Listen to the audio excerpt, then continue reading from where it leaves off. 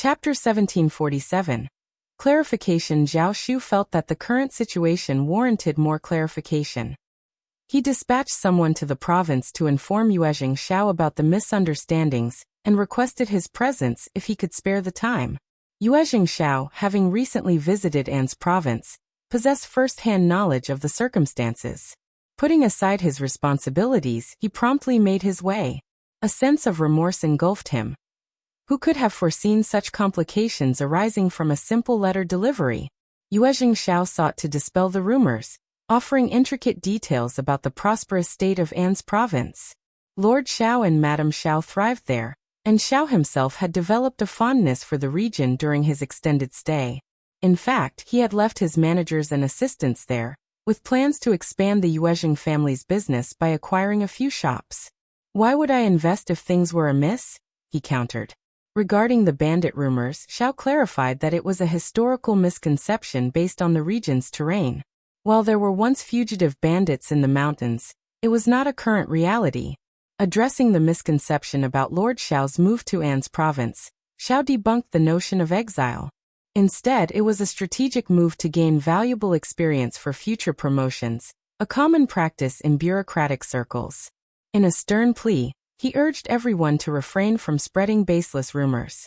Lord Xiao's return should not be marred by malicious gossip, and Xiao hinted at potential consequences for those who engaged in such activities. The first section of the Xiao family straightened up. Most people came to a realization and expressed, "I see." Everyone felt assured and started to comfort Ms. Fong and the others. The gossipmongers found themselves gripped by fear, regretting their loose tongues and praying that Xiao Yunduan wouldn't return seeking retribution. Suddenly, these very individuals became the most vocal defenders of Xiao Yunduan, vehemently claiming they were misled by false rumors. Survival laws or nomological laws governed their actions. The wealth of the Yuezhing family and the even greater affluence of young Master Zhao provided reassurance. Their proximity to Lord Xiao indicated his well-being. Why else would they maintain such close ties? In the world of merchants, materialism reigned supreme. Accusations of jealousy were hurled at Xiao Lulang and the third section of the Xiao family. Despite Xiao Lulang's genuine efforts to convey the truth, disbelief persisted. Frustrated, he couldn't resist venting even more scathing remarks. Ms. Fong took matters into her own hands, confronting the third section and accusing them of maligning her family. She warned that implicating Xiao Lulang in any harm that befell Xiao Yunduan would have dire consequences.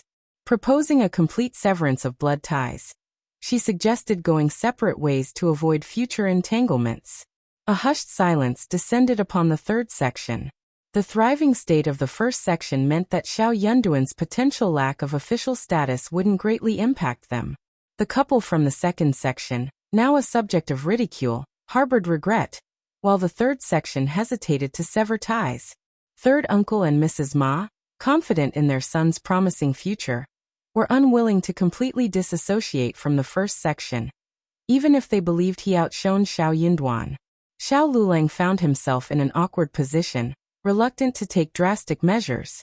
Opting for a more cautious approach, he chose to be labeled a chicken, a coward, a scaredy cat, and deferred the responsibility to his parents. Chapter 1748. Asking Xiao Yunduan. Ms. Fong sneered. If she wasn't willing, then shut up. Another word, and the third section would have no choice but to agree. The third section was furious, but they dared not utter a word.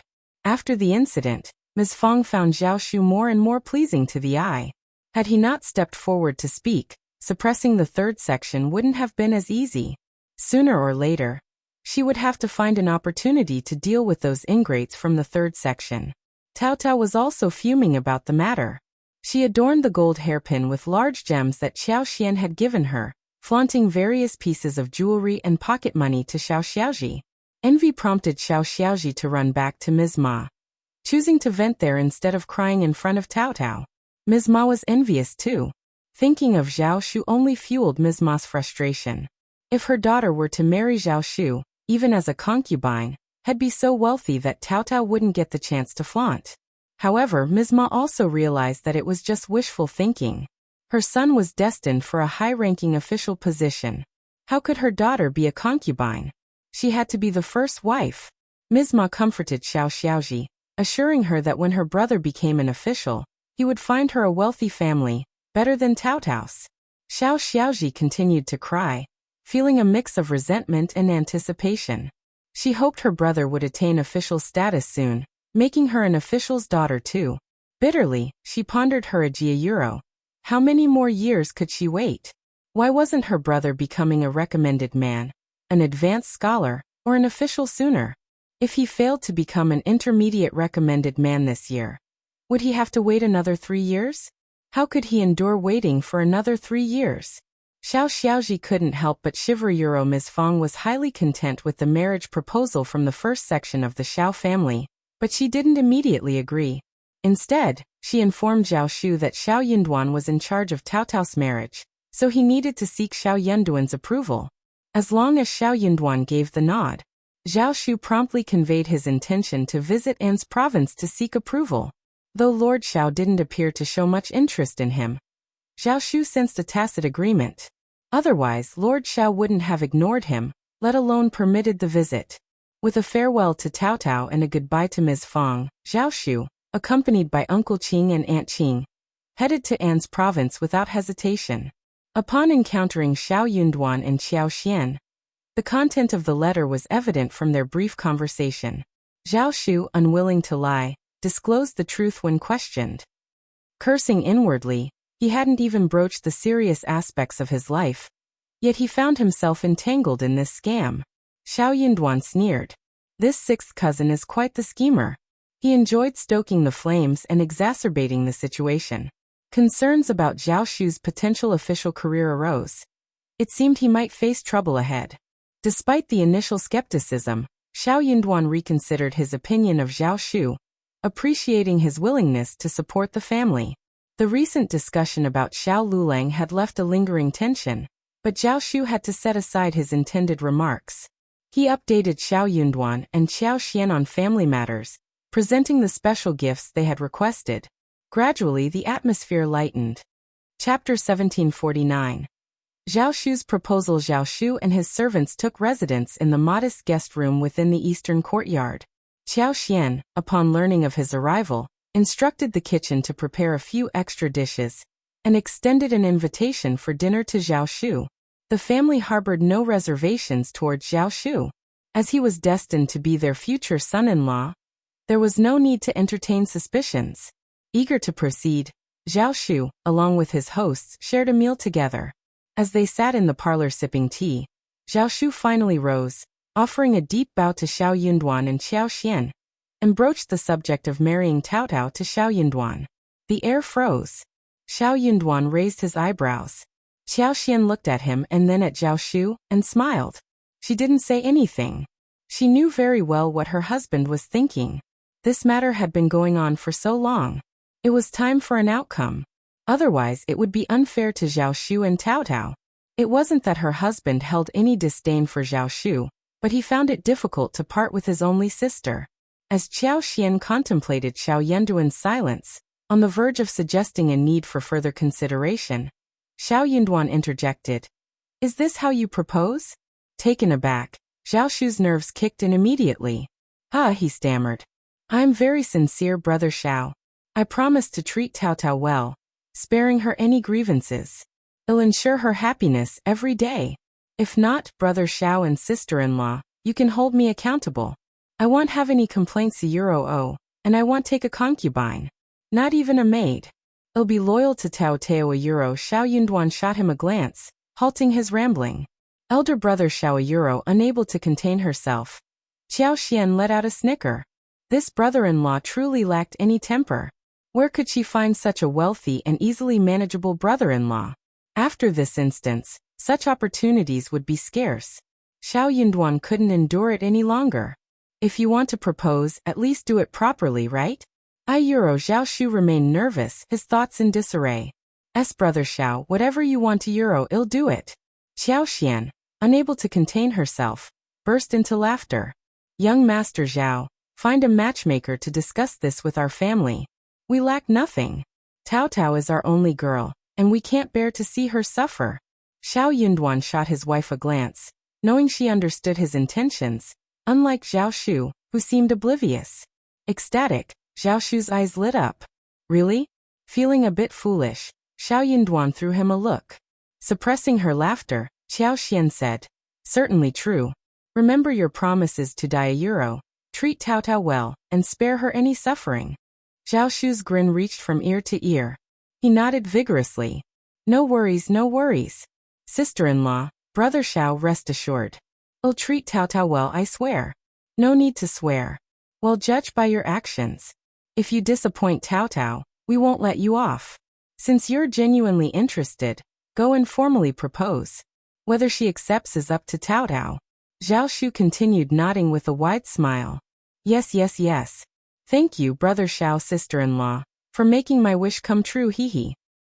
Chapter 1750. Consider it an agreement. Certainly, Tao Tao would be willing. She liked Zhao Shu too, and their exchanged glances spoke volumes. Despite their lack of physical intimacy, Tao Tao's blushes during their conversations were telling, and she had graciously accepted the thoughtful and expensive gift he gave her. While the gifts weren't exclusively for Tao Tao, hers was particularly lavish and considerate. If it were intended for her alone, she might have hesitated. In return, Tao Tao had gifted him with various food specialties. Although he secretly desired items like a handkerchief or pouch, he refrained from asking, understanding that such gifts were not easily given by girls. Her restrained nature only deepened his admiration. Even Aunt Qing and Uncle Qing praised her for understanding boundaries. Once engaged, they would be family, eliminating the need for such reservations. If he expressed his desire for a handkerchief or a sachet, would Tao Tao willingly provide them? He had carefully chosen many gifts for her, investing considerable effort. Surely, Tao Tao would appreciate them. Not only could he freely exchange gifts with her, but they would also have the opportunity to converse privately. Perhaps, he could even touch her Hansiyuro. Surely, Tao Tao wouldn't object, right? The more Zhao Shu dwelled on these thoughts, the more delightful they became. He couldn't help but break into a foolish, happy laugh. His expression was too obvious. Xiao Yunduan raised his eyebrows and got very angry. Qiao Xian coughed and said to Zhao Shu, "Young Master Zhao, you must be tired from the journey. Go back and rest." All right. I won't disturb your rest. Don't worry, elder brother Xiao and sister-in-law. I'll get some matchmaker to propose tomorrow." With a smile he added, "I'll go too." Xiao Xian found it funny, thinking that he was not tired at all. Zhao Shu left happily. His feet felt light, as if he was floating in the air, feeling refreshed. What he had pondered for so long was finally materializing. After a prolonged period of weighing pros and cons, he could finally find solace. The weather was truly splendid. The moon shone brightly, and the stars scattered across the sky. Upon Zhao Shu's departure, Qiao Xian couldn't contain her laughter. She cast a playful glance at Xiao Yunduan and remarked with a smile, "From now on, you ought to treat young Master Zhao even better. After all, we're family." Xiao Yunduan sighed and took hold of Qiao Xian's hands. Reflecting on the swift passage of time, he mused, "Tao Tao, in my mind, remains petite and young. I never expected her to be betrothed so swiftly. I hope Zhao Shu keeps his word and treats her well." Qiao Xian smiled gently. Young Master Zhao seems genuinely caring. Our Tao Tao is a wonderful girl, and their future should be bright. Moreover, with my husband by their side, there will be an added layer of protection. Rejuvenated, Xiao Yunduan smiled at Qiao Xian. "For the sake of my wife, our children, and our family, I must persevere a euro at the very least." He needed to continue his official duties, accumulate experience and merits, secure a higher position before contemplating other plans. Qiao Xian chimed in, "It's not as dire as it seems. Even if my husband were to retire from officialdom, with our current wealth, no one could intimidate us. No need for him to burden himself excessively." Xiao Yunduan laughed, drew Qiao Xian close, and planted a gentle kiss on her. "I know what I'm doing. Don't fret. My heart will Akia Euro." The two shared a smile, and Qiao Xian's heart softened as she nestled into his embrace. Time flew by swiftly. Tao Tao was on the verge of marriage, and they were soon to be parents.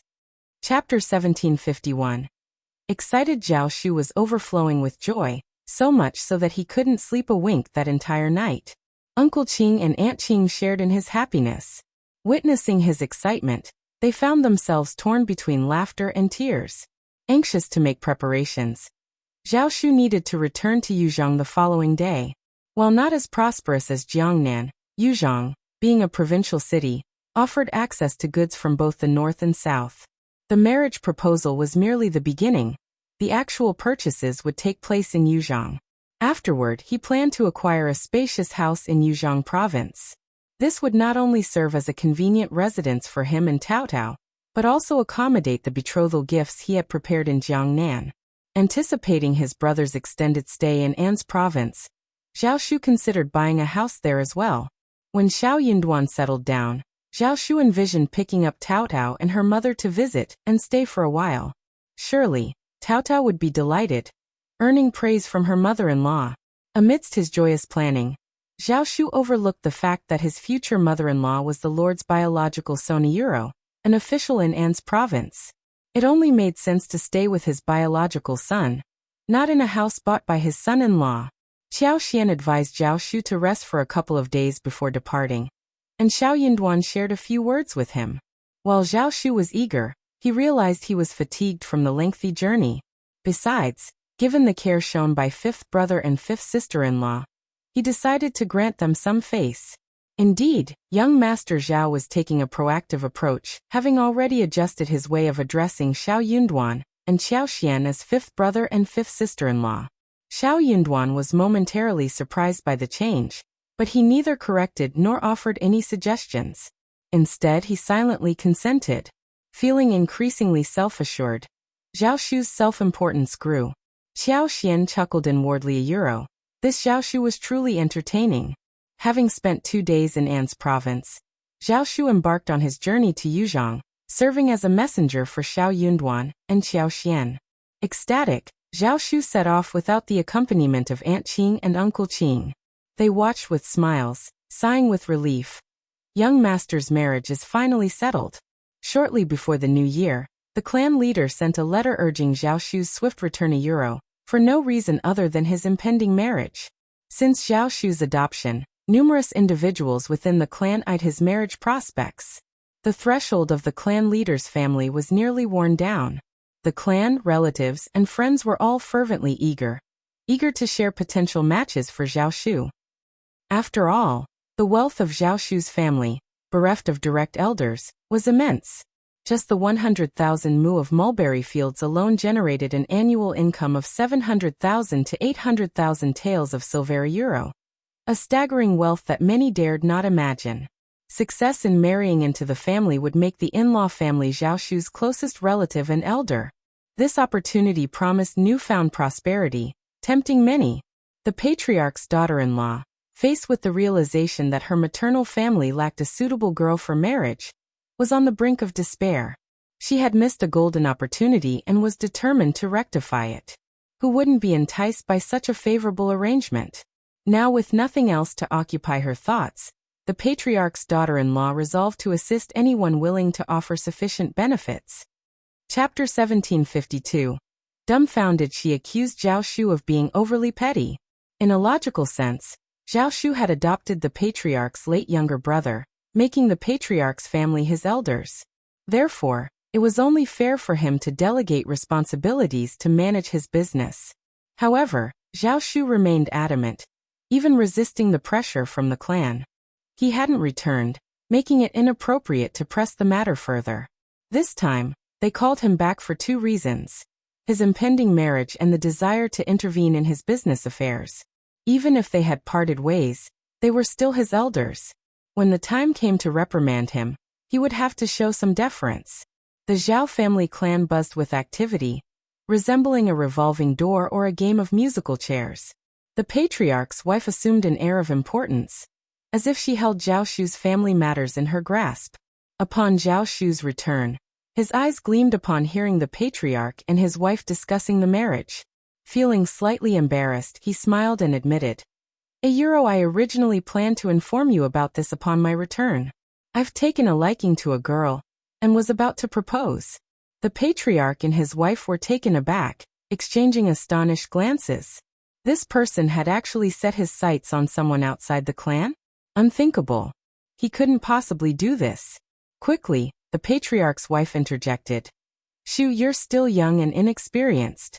The world can be treacherous, and with your family's wealth, you need to be especially cautious outside.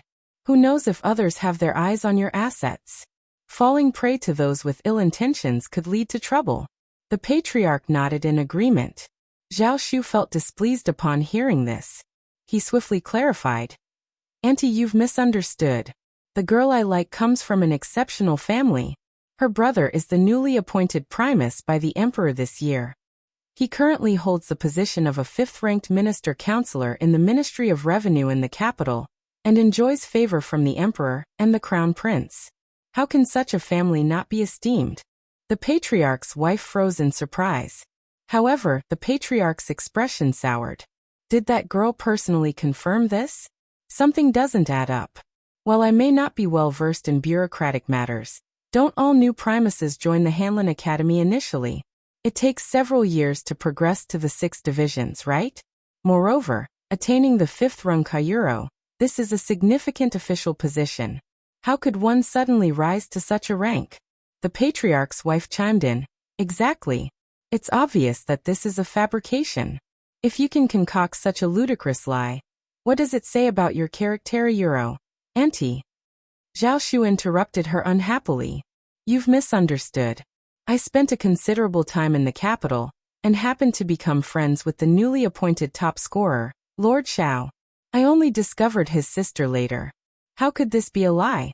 No one would dare fabricate such a story. Brother Xiao is exceptionally capable and stands out among the primuses. The emperor and the crown prince hold him in high regard, so it's not surprising that he achieved a 5th-rank position at such a young age. If uncle doubts my words, you can verify it by asking around in the capital. Though Zhao Shu felt a twinge of guilt for not disclosing Xiao Yenduan's impending departure from the capital, he wasn't lying to Euro. Everything he said was true. While working with Qiao Xian to resolve the Zhao family's issues, he refrained from divulging certain details to maintain credibility. Yet he wouldn't permit anyone to besmirch Tao Dao and the Xiao family. He went so far as to enlist Uncle Qing and Aunt Qing as witnesses to support his claims. Chapter 1753. The Lu family won't do it. Uncle Qing and Aunt Qing exchanged nods in agreement. These two were not just ordinary aides.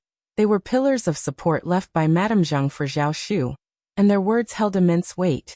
The patriarch and his wife found themselves unable to counter their stance. Sharing a meaningful glance, the couple realized they had no choice but to let go of their objections. Zhao Shu's choice in marriage surpassed the standards set by his family. There was no logical reason for him to reconsider. Besides, given the prospective spouse's popularity with the crown prince and the remarkable achievement of being a 5th-grade official at such a young age, Zhao Shu's future seemed boundless. The patriarch dared not risk offending such a significant figure easily. With a few words of blessing, the patriarch dismissed Zhao Shu, leaving him to rest. Once Zhao Shu departed, an unspoken conversation passed between the patriarch and his wife. The patriarch sighed, breaking the silence. Let it be. Regardless, Shu treats us well. His choice will benefit the Zhao family in the long run. His wife sighed in agreement. Though lingering reluctance remained, they had to concede. Zhao Shu's generosity, especially during festive occasions, was undeniable. The New Year's gifts and the 15th of August brocade, with each piece valued at 300 taels of silver, showcased his affluence.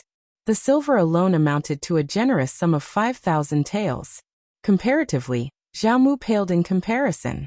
The matter seemed settled, but when the patriarch's wife confided in her cousin, Mrs. Lu, about Zhao Shu's choice, Mrs. Lu was taken aback and displeased. Initially confident in the match, Mrs. Lu had assumed Zhao Shu, with no other elders to consider, would naturally heed the suggestions of the patriarch and his wife.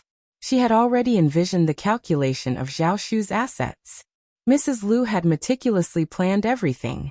Once her youngest daughter was engaged to Zhao Shu, she intended to have them married within the next 2 to 3 months. Considering Zhao Shu's age, it was high time for him to settle down.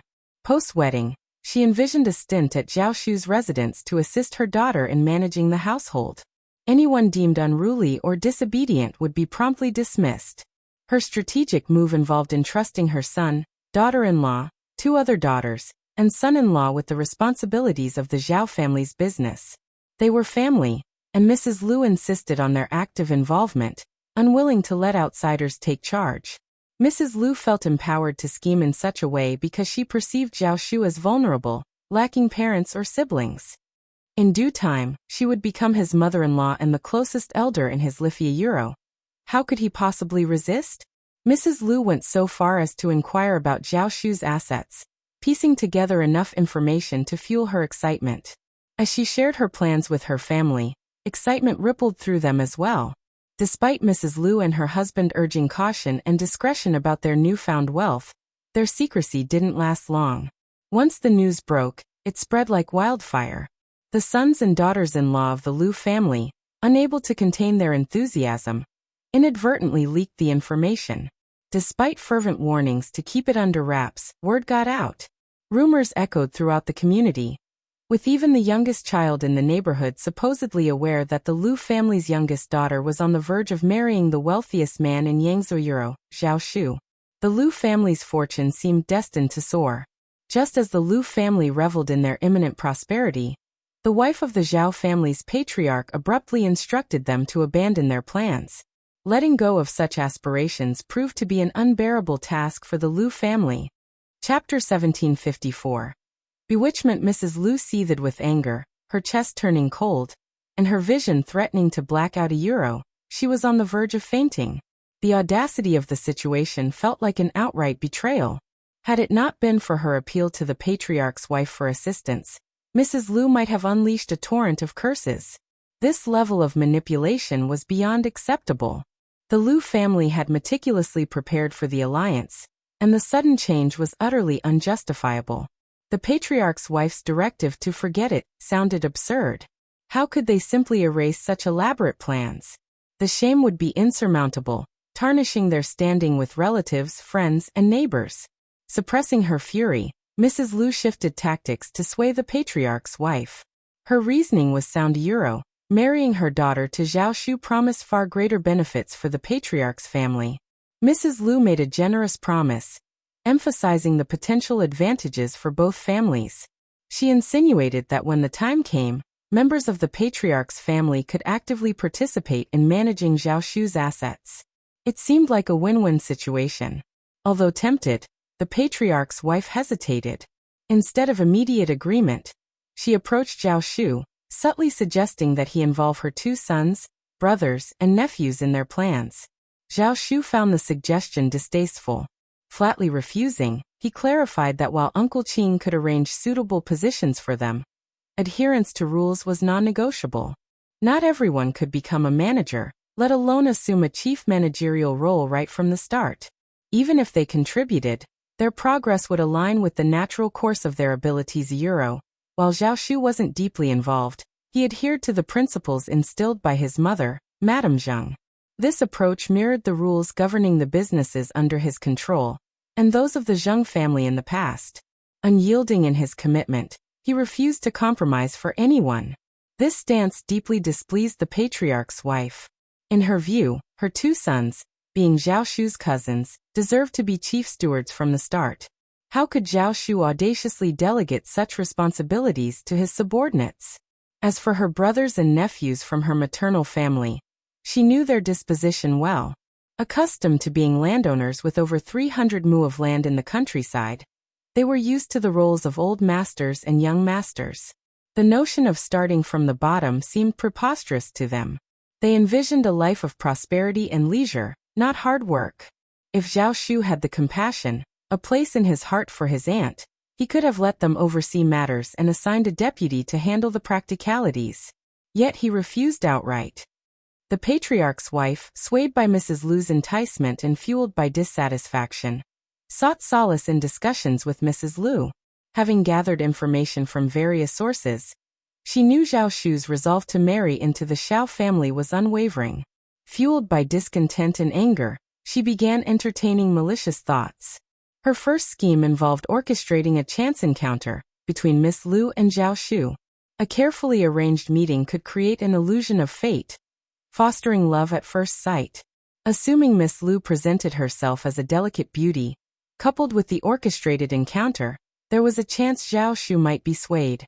In an unexpected turn, Zhao Shu sprinted away at the sight of the seemingly serendipitous meeting, petals falling from the sky like discarded dreams. Chapter 1755. Scheme failed. Miss Lu, being a girl, couldn't shake off her shyness. Despite the awareness that the entire affair reeked of manipulation, she still harbored the romantic notions of a young girl. Unexpectedly, before she could approach Zhao Shu, he likely barely glimpsed her face. He only registered a rose-red embroidered dress before swiftly turning on his heels and running away. Left behind in embarrassment, Miss Lu, who was meant to coincidentally encounter Zhao Shu, returned home in tears. Overwhelmed by sadness and shame, she felt thoroughly humiliated, much to the fury of Mrs. Lu. In reality, Zhao Shu hadn't dwelled much on the incident. He was simply exercising caution. While strolling through the plum trees, he spotted a girl in vibrant attire. Sensing a potential gossip risk, he opted for a hasty retreat to avoid implicating her reputation. A gentleman at heart, he wouldn't indulge in wicked actions. Creating a convincing coincidental encounter required meticulous planning and timing. Missing an opportunity meant the task would become exponentially more challenging. Being both affluent and socially sought after, Zhao Shu juggled numerous engagements daily, especially with his impending marriage to the prominent Xiao family in the capital. The patriarch's wife aimed to orchestrate another meeting between Zhao Shu and Miss Lu, but time slipped away. With Zhao Shu's imminent departure to the capital after the first lunar month, the patriarch's wife felt a sense of urgency. Though conflicted, Mrs. Lu, resolute and unyielding, persisted in her quest to rectify the situation. While not an original strategy, its success, if achieved, would be an undeniable victory. Zhao Shu would find it impossible to renege on his commitment. Both the Lu family and the patriarch's wife were resolute in ensuring Zhao Shu didn't backtrack on his commitment. The patriarch's wife, although initially hesitant, harbored fears of failure and potential future animosity from Zhao Shu. On the other hand, Mrs. Lu, driven by determination, relentlessly persuaded and urged the wavering patriarch's wife until she succumbed. Opting for a seemingly easier route, the patriarch's wife clandestinely instructed her son to accompany Zhao Shu to gatherings and ensure he consumed enough alcohol to induce inebriation. It was a calculated move, anticipating that something would transpire in such a vulnerable state. Moreover, the blame could conveniently be shifted to Zhao Shu. If her son claimed ignorance due to intoxication, Zhao Shu would find it challenging to defend himself. This would leave him beholden to Miss Lu and susceptible to any request the Lu family made. Contrary to expectations, Uncle Qing, Aunt Qing, and the others maintained exceptional vigilance, heeding only Zhao Shu's directives. Furthermore, Zhao Shu was cautious about alcohol, never allowing himself to get drunk in unfamiliar settings. His mother, Madame Zhang, had instilled in him the risks involved, particularly in their line of business, where one couldn't afford to be inebriated and prone to potential manipulations. Drinking and socializing were integral to their business interactions, making sobriety imperative to avoid the pitfalls of signing contracts or being deceived while intoxicated. Zhao Shu, therefore, refrained from getting drunk outside, even during gatherings. Uncle Qing and the others were unwavering in their commitment to shielding Zhao Shu, preventing any unwanted approaches. As the spring festival drew to a close, the patriarch's wife and Mrs. Lu found themselves without an opportunity to execute their plan. Chapter 1756. Zhao Shu won't go. The patriarch's wife sighed. Tired, mentally tired. Why don't we forget about this matter? She didn't have much confidence after failing for so long. However, Mrs. Lu wasn't willing. She was also distraught and depressed, but at the thought that she could have a fortune if she worked harder, she felt that she could do it again. Mrs. Lu's family was having a banquet. As the patriarch's wife, she asked her two sons to go and bring Zhao Shu along. But Zhao Shu refused to go no matter what. With utmost transparency, Zhao Shu addressed his two cousins. I've heard numerous baseless rumors about my supposed intention to marry Miss Lu. It's absolute nonsense. I can't risk attending the Lu family's event. those rumors might resurface. I wouldn't want to jeopardize Miss Lu's reputation I'd be terribly embarrassed. While Zhao Shu believed the matter wouldn't significantly impact him, given his impending marriage, the widespread news of his union with the Xiao family served as a countermeasure to suppress rumors circulating in the Lu family.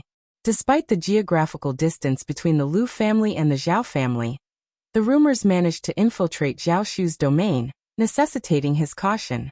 Zhao Shu's rationale resonated with practicality faced with such a situation.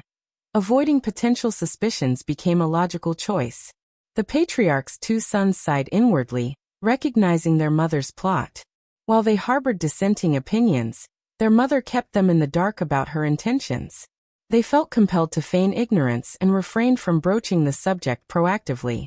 Involving reputations and delicacy, this matter demanded discretion. Whether Zhao Shu or Miss Lu, their personal matters should remain private. Despite the sons' subtle objections, their mother seemingly feigned ignorance, coercing them into bringing Zhao Shu to the Lu family event. Reluctantly, they acquiesced to her insistence. Zhao Shu's eloquent words made them heave a sigh of relief. They had something to say to their mother. The patriarch's wife was a little angry and embarrassed. She called Zhao Shu over to persuade him nicely. She smiled and said something like, "The innocent are innocent," so that Zhao Shu didn't have to care. No one would believe that nonsense. Moreover, the more he hid, the more problematic it was. If he went openly, no one would be able to say anything. Zhao Shu was still unwilling. He had his own reasons. He, Zhao Shu, had nothing to do with the Lu family, and their family had nothing to do with the Lu family. Why should he go?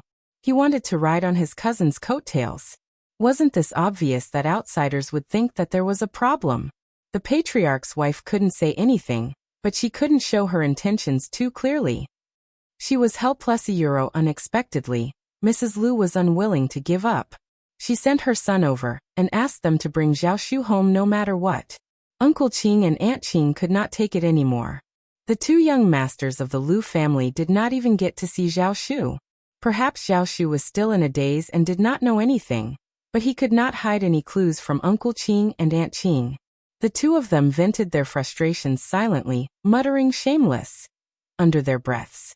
The audacity of the failed scheme irked them. Yet the Lu family dared to brazenly intrude on their territory in an attempt to reclaim Zhao Shu. How audacious! Did they truly believe their young master would succumb to bullying without anyone to defend him? The term "calculate" crossed their minds, reflecting the underhanded nature of the Lu family's actions. Simultaneously, they couldn't help but feel gratitude for their young master's fortunate association with Lord Xiao and Madame Xiao. The prospect of him marrying Miss Xiao Taotao brought a sense of relief and hope for a brighter future. Chapter 1757. Sisters falling out otherwise. If the patriarch and the patriarch's wife were to arrange a marriage for their young master, he would likely not reject them. The mere thought sent shivers down their spines, contemplating the potential consequences. Shocked, they found solace in the belief that it was a heavenly blessing from Madame, ensuring their young master's good fortune. Gratitude washed over them, recognizing his stroke of luck. Unable to engage in gossip, Uncle Qing and Aunt Qing refrained from divulging any information.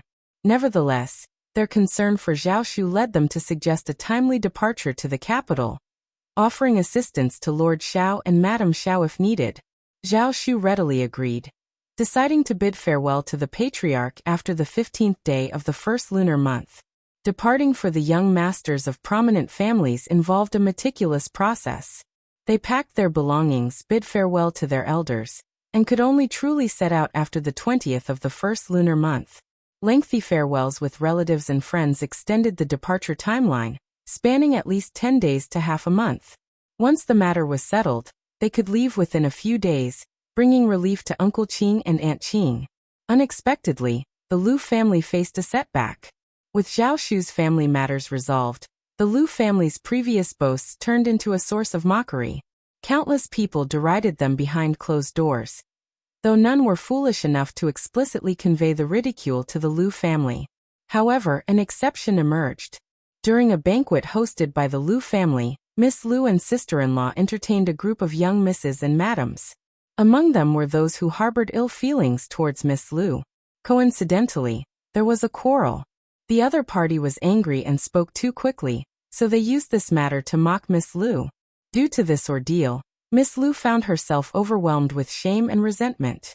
She even harbored bitterness towards her mother, feeling that the matter had not been truly resolved but had instead spread far and wide.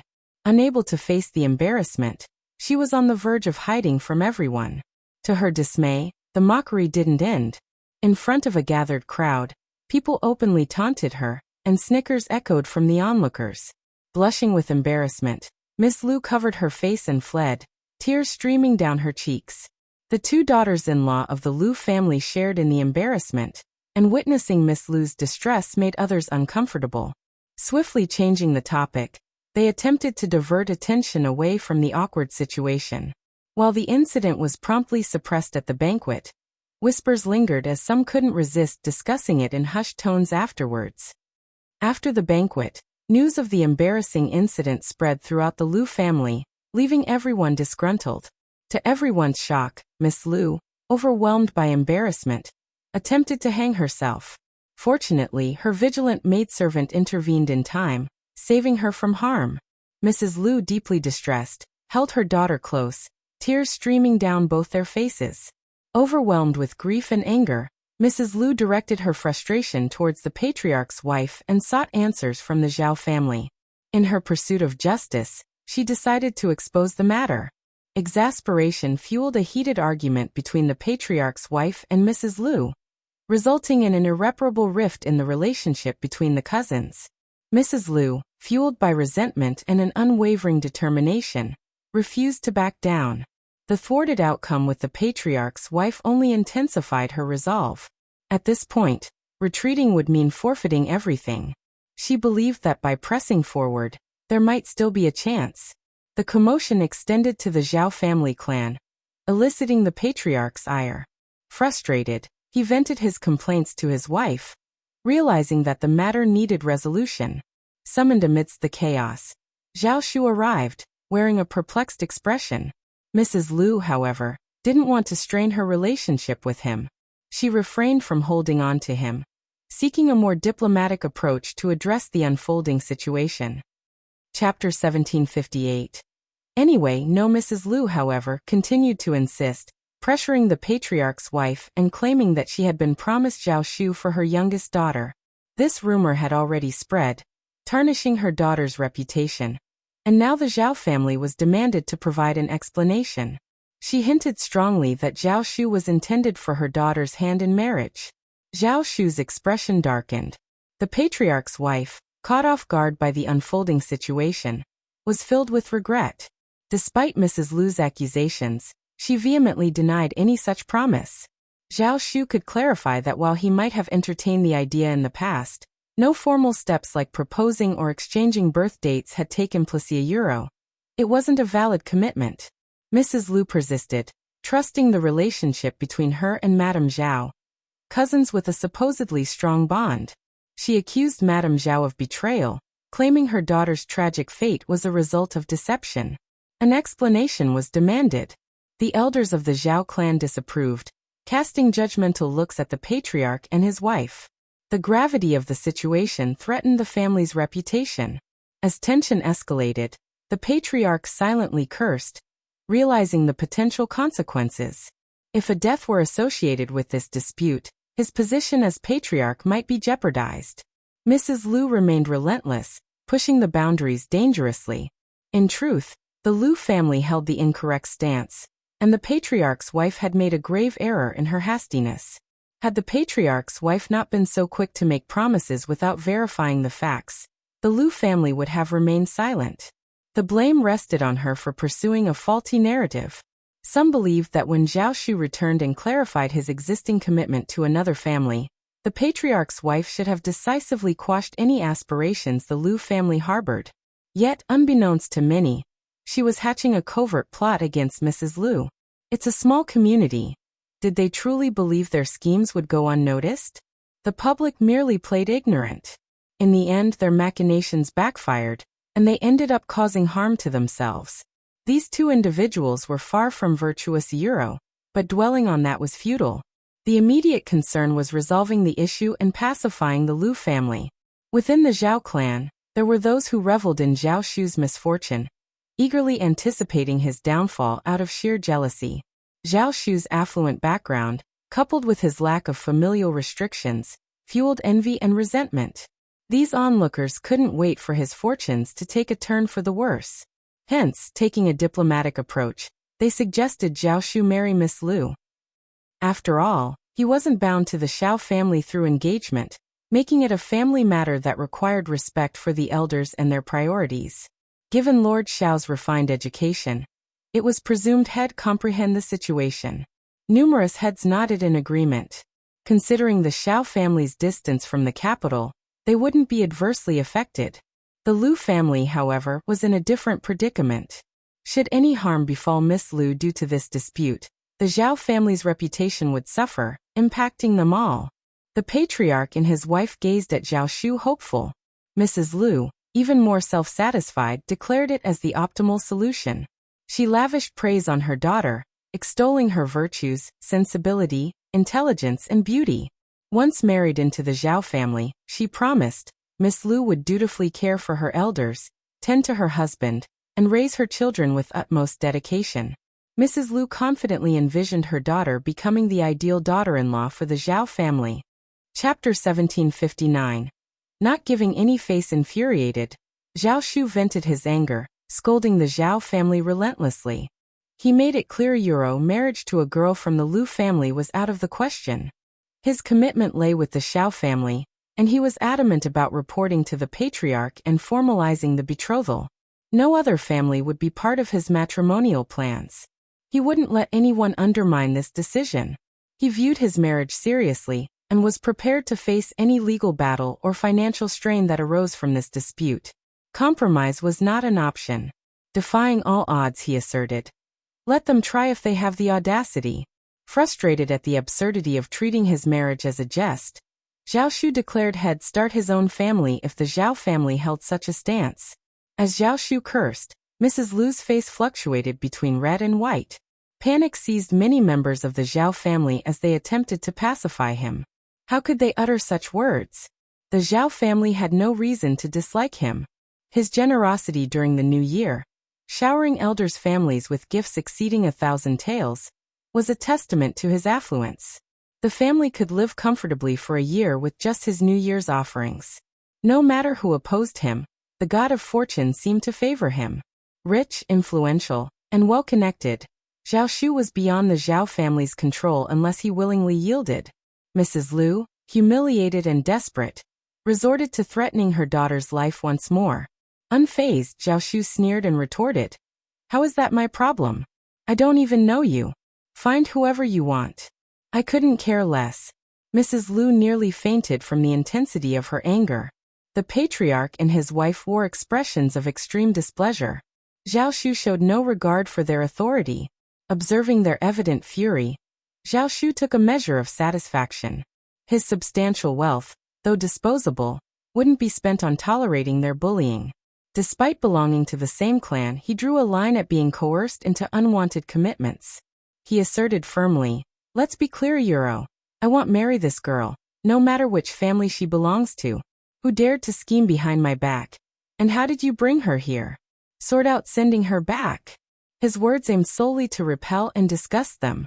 Mrs. Lu, infuriated, nearly spewed blood as she scolded the patriarch's wife for implicating her in the responsibility. The two women engaged in a heated argument, teetering on the verge of physical confrontation if not for the onlookers. Unyielding, Zhao Shu held his ground, and Mrs. Lu clung to the patriarch's wife, almost driving her to insanity. Ultimately, the patriarch's wife offered a substantial monetary compensation to the Lu family, taking full blame and framing it as a misunderstanding that tarnished Miss Lu's reputation. The Lu family reluctantly relented. Despite his dissatisfaction, Zhao Shu's defiance left the Zhao family with limited options. What else could they do? Refusing marriage, Zhao Shu remained beyond the Zhao family's control. As for the Lu family and the patriarch's family, their interactions were virtually non-existent. Annoyed by the clan's interference, Zhao Shu reported to the elders and departed within a few days.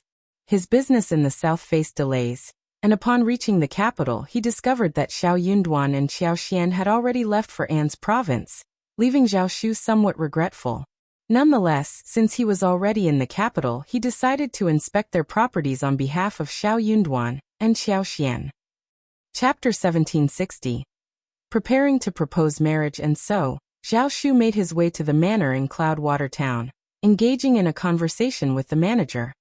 He provided instructions on various matters, assisted in resolving a minor issue, and gathered some information in the capital before departing. Originally bound for An's province, halfway there, he found himself reconsidering. A stronger desire drew him towards Yuzhong. Changing course, Zhao Shu headed straight to the first section of the Xiao family in Shouting Village. After spending some time in Shouting Village, he proceeded to An's province to formalize the marriage proposal. Securing a promise from Xiao Yunduan, he happily returned to Shouting Village. As for the events in the Zhao clan's hometown, Zhao Shu kept them tightly concealed, deeming it unnecessary to disclose. He had assured the Xiao family, so why complicate matters? Perfectly resolving the situation, Zhao Shu arrived in Yuzhong province and visited Yuezhing Xiao. Brimming with pride, he shared the news of his impending daughter-in-law, receiving blessings from Yuezhing Xiao, who even accompanied him for city shopping. They even invited a matchmaker from the provincial city. Overflowing with gratitude, Zhao Shu praised Yuezhing Xiao as a good man, offering his assistance in the future. Yuezhing Xiao couldn't help but chuckle, finding Zhao Shu's enthusiasm amusing. Little did he know, Zhao Shu harbored a hint of guilt towards him. Preferring Tao Tao, Zhao Shu perceived Yuezhing Xiao, close to the Xiao family, as a potential rival.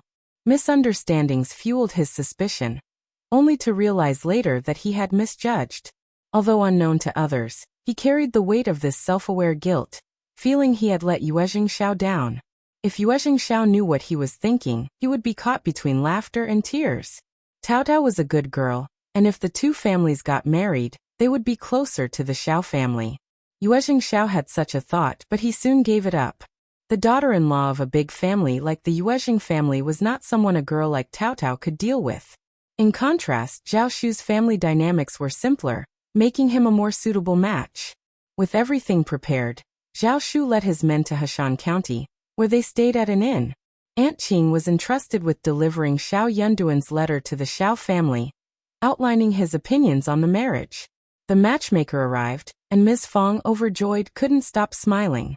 She gladly accepted the proposal, and the marriage was officially arranged. Tao Tao, secretly elated, felt as if a weight had been lifted from her heart. Fifth brother and fifth sister-in-law gave their approval, indicating that she had chosen wisely. It was indeed a cause for celebration.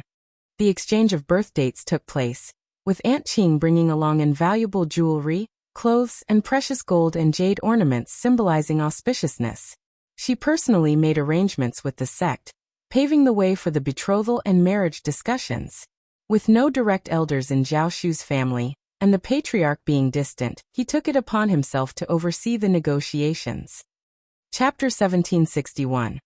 A fight. The prospect of having a private conversation with Tao Tao filled Zhao Shu with joy. However, he hadn't anticipated that the Xiao family would stir up another commotion due to this marriage. Being the daughter of the first section of the Xiao family, Tao Tao's hand in marriage had been off-limits due to Xiao Yunduan's influence. Although some hopefuls had initially tried, Ms. Fong promptly rejected their advances, causing them to abandon their aspirations. People had witnessed Xiao Yunduan's capabilities, dissuading anyone from attempting anything unconventional. The first section of the Xiao family wasn't easily fooled. Curiosity buzzed in the air as everyone wondered about the family Tao Tao would be betrothed to. When a matchmaker finally entered the first section of the Xiao family and left with joy, Shouting Village erupted in excitement. Tao Tao's impending marriage became the talk of the village. Speculations ran wild about which fortunate young master would be marrying Mr. Prima's sister. The first section of the Xiao family was suddenly bustling with activity, as many came to inquire. Amidst the joy and anticipation, Ms. Fong knew what was coming. Young Master Zhao was a commendable man, and Tao Tao would surely find happiness with him. However, worries surfaced about the failed attempt of the third branch to inform Xiao Xiaoji about Zhao Shu. Now aware of the situation, Ms. Ma and third uncle might cause a scene. Yet, Ms. Fang reasoned that as Tao Tao's future husband, Zhao Shu would eventually visit the Xiao family. The matter couldn't be hidden, and it was, after all, a joyous occasion. There was no need to keep it a secret, and whenever someone inquired, the first section of the Xiao family shared the news openly. When everyone heard this, they were stunned for a moment before smiling and congratulating them.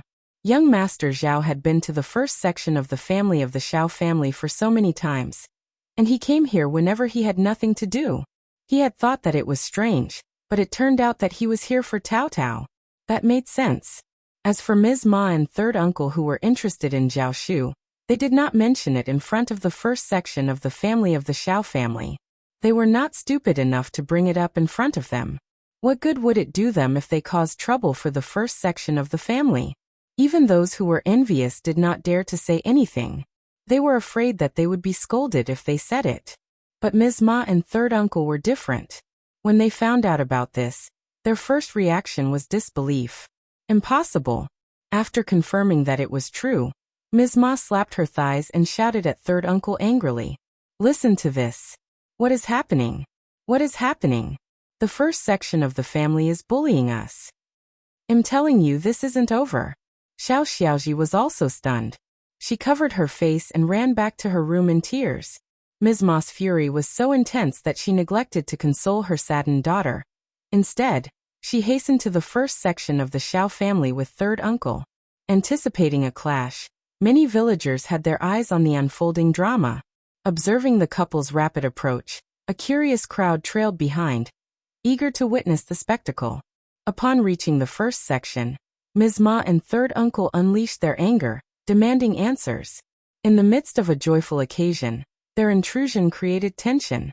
It seemed as if these two were determined to sour the celebration, portraying the first section of the Xiao family as the ones at fault. Annoyed by their baseless accusations, Ms. Fang responded with a cold and dismissive tone. Chapter 1762. The truth. Ms. Ma's eyes blazed with anger, and through gritted teeth she lashed out. Sister-in-law, you are shameless. You married off Tao Tao, and now you do this to Xiaoji? What has she done to deserve her uncle and aunt scheming against her? Third uncle, equally furious, interjected.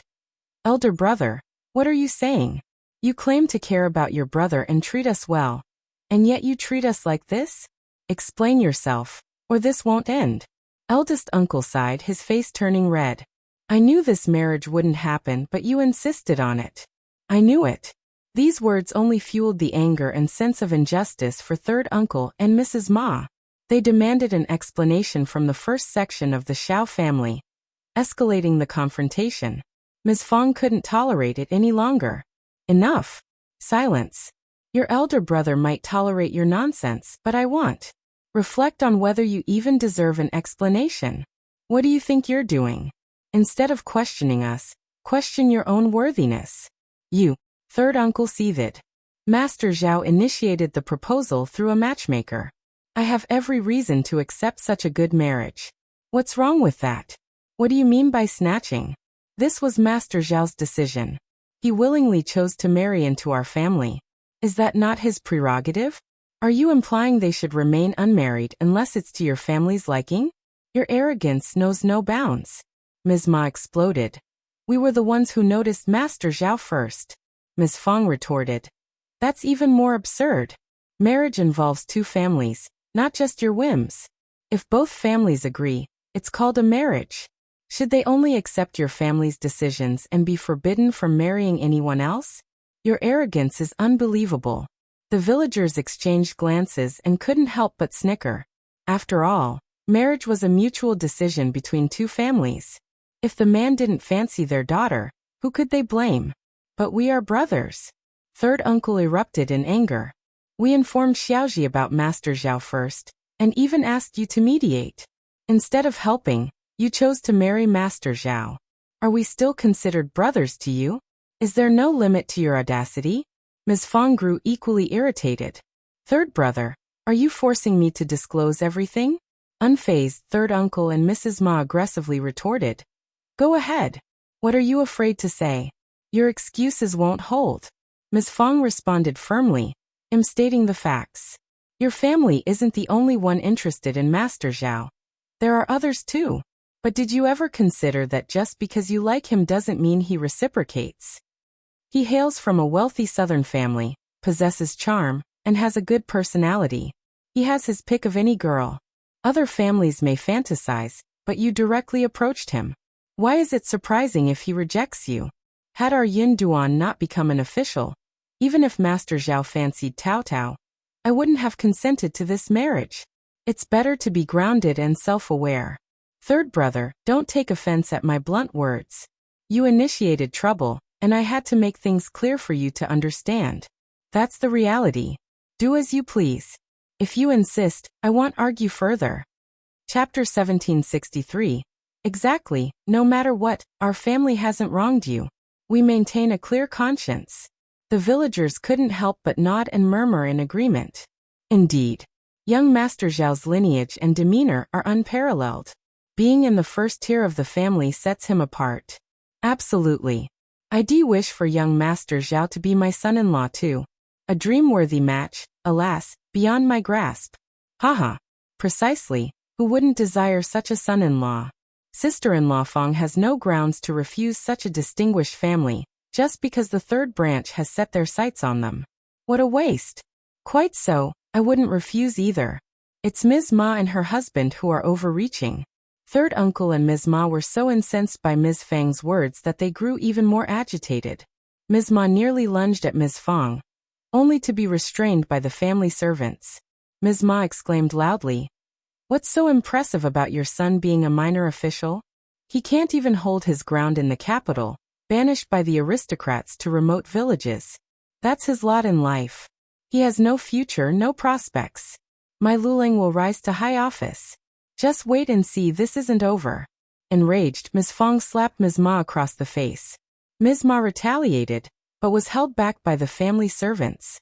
Third uncle wanted to intervene, but the stern gazes of Xiao Sanlang and the others froze him in fear. Instead, he directed his anger towards eldest uncle, cursing under his breath. Ignoring him, Ms. Fang pointed at Ms. Ma. "You dare curse my Yinduan? I'll shut that mouth of yours. What do you know of politics? Let me warn you again. Watch your tongue, or you'll find trouble knocking at your door. And by then the whole family will rue the day. Young Master Zhao is here proposing marriage, proof that my Yinduan is flourishing.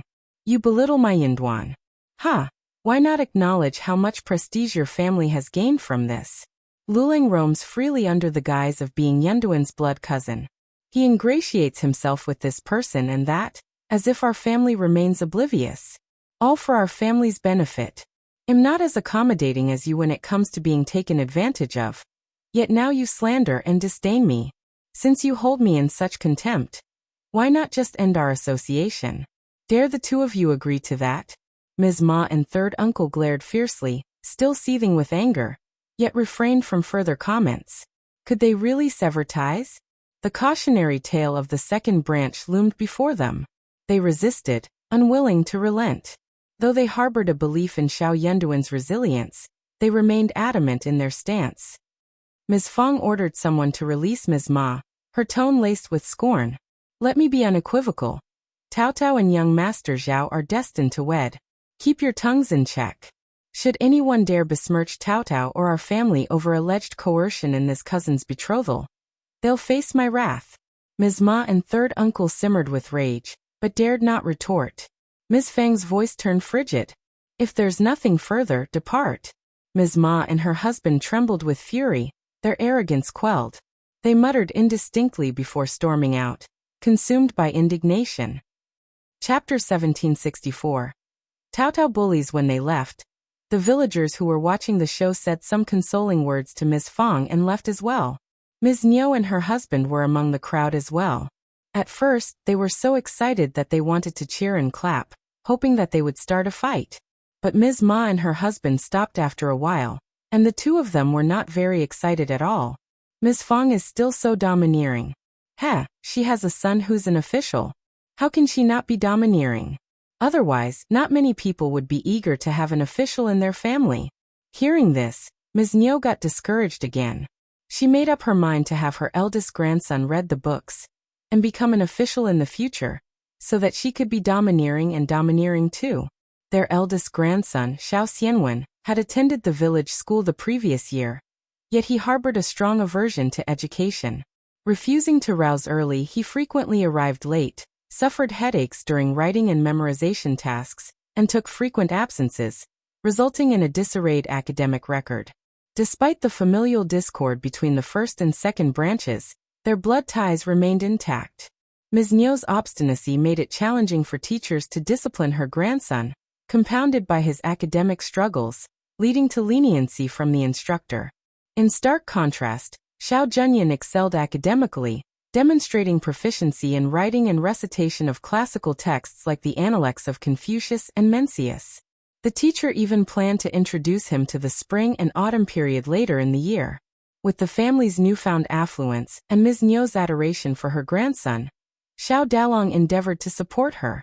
However, Ms. Niu harbored suspicions toward Mei Qing, her stepmother, accusing her of orchestrating the discord. Consequently, Xiao Dalong defended Mei Qing, much to Ms. Niu's dismay. In moments of frustration, Ms. Niu would burst into tears, admonishing Mei Qing for alleged cruelty toward her eldest grandson, and reproaching Xiao Dalong for allegedly prioritizing his daughter-in-law's interests over his son's well-being. In short, they were in a tizzy and no one could rest in peace. Mei Qing didn't dare to argue with her, and cried in front of Xiao Dalong. Xiao Dalong felt sorry and guilty. In a fit of anger, he simply ignored his son and let his parents take care of him. Ms. Niu hoped so. But what did she know? She had taught him a lesson, and Xiao Xianwen became more and more useless. Thus, the second section of the family was in a tizzy and wild shrieks and howls for a period of time. In the end, it returned to calm. Nesayuro Ms. Ma and third uncle returned home dejectedly, full of anger. As soon as they entered the courtyard, they saw Xiao Xiaoji, who had run back into the house to cry, come out. Her eyes and nose were red. When she heard them return, she looked up at them with tears in her eyes. My daughter. Ms. Ma felt sorry for Xiao Xiaoji and started to cry too. Witnessing the scene, Xiao Xiaoji recognized the bleakness of their situation. Tears streamed down her cheeks once more as she and her mother clung to each other. Their cries filled with despair. I can't bear Thizayuro Wuoyuro Tao Tao is such a bully. I confessed my feelings for young Master Zhao, but Sheyuro she said no Thingiyuro if she also likes him. Why not speak up? Do you think I have a chance against her? She kept silent but schemed behind my back. She's just too Muchiyuro unaware of Xiao Ziotis' inner turmoil. Ms. Fang's resolve wavered. Tao Tao is truly ruthless. Our family won't be pushed around. We'll confront them. Stop. Third uncle's voice dripped with scorn. What do you intend to do? Ms. Fang is formidable. Attempting to reason with her is futile. With the multitude of servants in the first branch, you're courting trouble. Chapter 1765. Disappointed, Ms. Ma felt a burning pain from the slap on her face, and she gritted her teeth. Are we just going to let this matter go? Third uncle said nothing. Of course, he was also unwilling. According to him, young Master Zhao was initially interested in Tao Tao, his daughter, who was also Xiao Yanduan's daughter. So why couldn't he also be interested in Xiaoji if he was interested in Tao Tao? Wasn't it the same?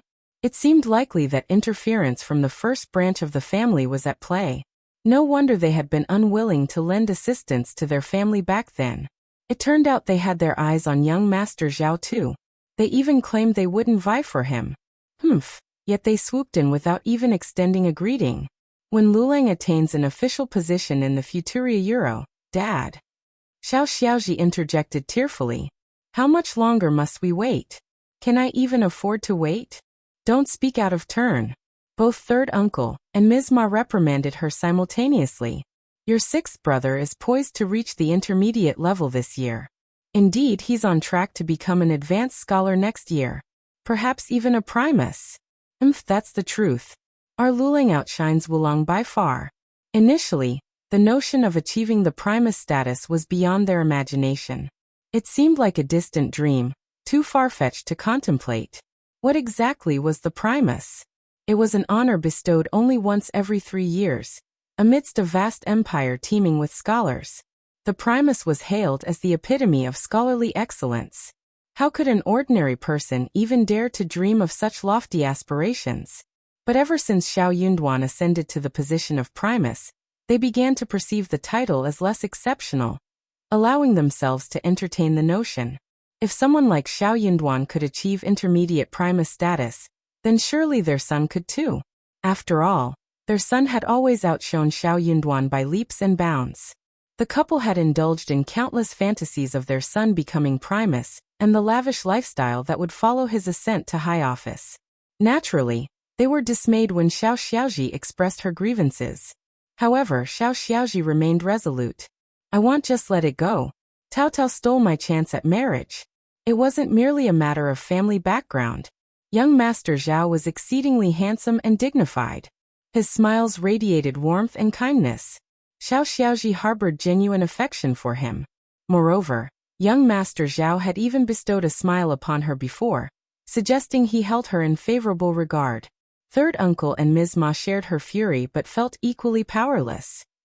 When Xiao Lulang returned from the school library in the evening, the couple couldn't contain their eagerness to share the news with him. They awaited his decision with bated breath. Recently, Xiao Lulang had secluded himself in the building to study, indifferent to distractions. Upon hearing the news, he too was taken aback, feeling a pang of disappointment. He hadn't anticipated such an auspicious match to fall into Cao Cao's lap. It made sense. Xiao Yunduan now held an official position, even if it was in the modest Anse province. Yet, it was still a fourth-grade prefecture euro, a distinction many never achieved in their lifetime. Young Master Zhao's decision to marry Cao Cao undoubtedly bore some relation to this. This was all too ordinary. Anyone in his position would know the obvious choice between Cao Cao and Xiaoji. Yet, Xiaoji was his blood sister, while Cao Cao hailed from the esteemed first branch of the family. Naturally, he couldn't help but feel discontented. A sense of despondency crept over him. Why wasn't he the one bestowed with the title of primus, remaining in the capital? If it were him, he was confident he could have surpassed Xiao Yunduan. Setting aside all else, he would have certainly avoided offending a noble and being exiled from the capital. Instead, he would have diligently climbed the ranks, step by step, within the capital. If young Master Zhao had to make a choice, he surely wouldn't have chosen Cao Cao. Why couldn't it have been him? Chapter 1766. Stupid without knowing, I seem to remember. Didn't young Master Zhao say that the clan arranged a marriage for him?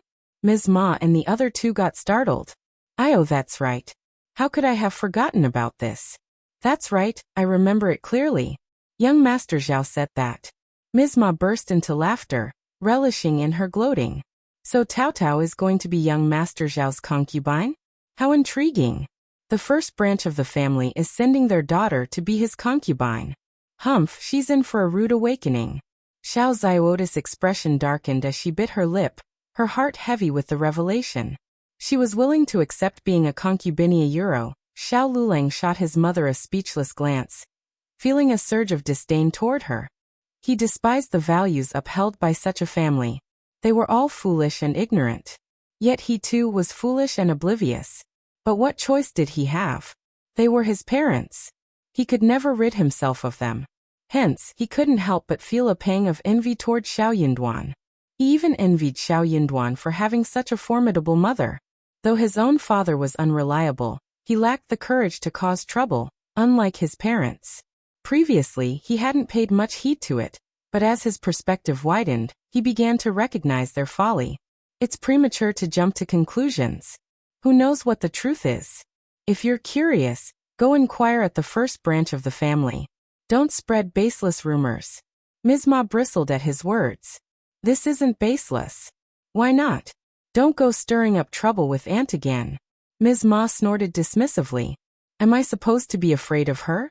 Xiao Lulang paid her no mind as she continued her nonsensical chatter. Frowning, he interjected. Forget it, there's no need to inquire further.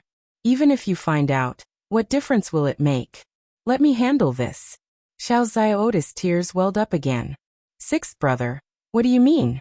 Impatiently, Xiao Lulang glanced at her.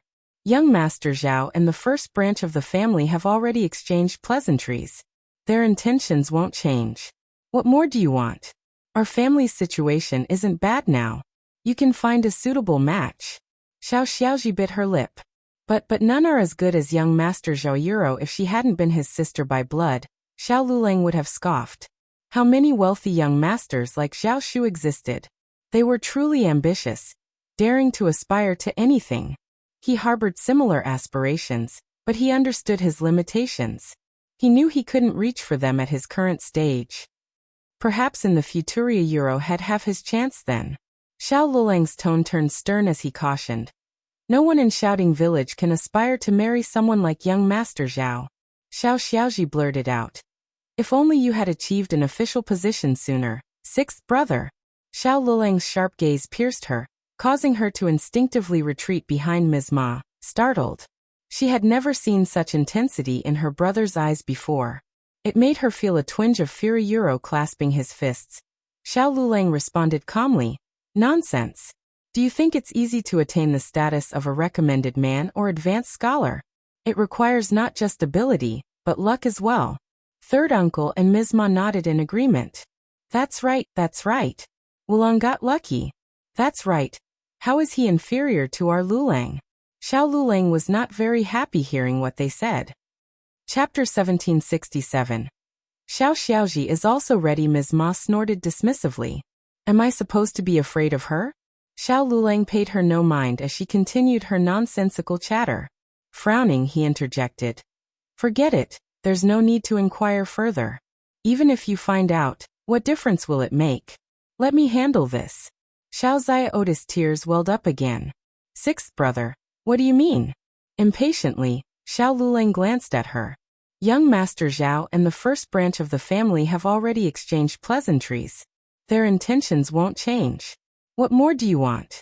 Our family's situation isn't bad now. You can find a suitable match. Xiao Xiaoji bit her lip. But none are as good as young Master Zhao Yuro. If she hadn't been his sister by blood, Xiao Lulang would have scoffed. How many wealthy young masters like Zhao Shu existed? They were truly ambitious, daring to aspire to anything. He harbored similar aspirations, but he understood his limitations. He knew he couldn't reach for them at his current stage. Perhaps in the Futuria Euro had have his chance then. Xiao Lulang's tone turned stern as he cautioned. No one in Shouting Village can aspire to marry someone like young Master Zhao. Xiao Xiaoji blurted out. If only you had achieved an official position sooner, sixth brother. Xiao Lulang's sharp gaze pierced her, causing her to instinctively retreat behind Ms. Ma, startled. She had never seen such intensity in her brother's eyes before. It made her feel a twinge of fury. Euro clasping his fists. Xiao Lulang responded calmly. Nonsense. Do you think it's easy to attain the status of a recommended man or advanced scholar? It requires not just ability, but luck as well. Third uncle and Ms. Ma nodded in agreement. Seeing their reactions, Xiao Lulang realized it was futile to continue. He grew even more impatient and despondent. What kind of family did he have? None of them understood.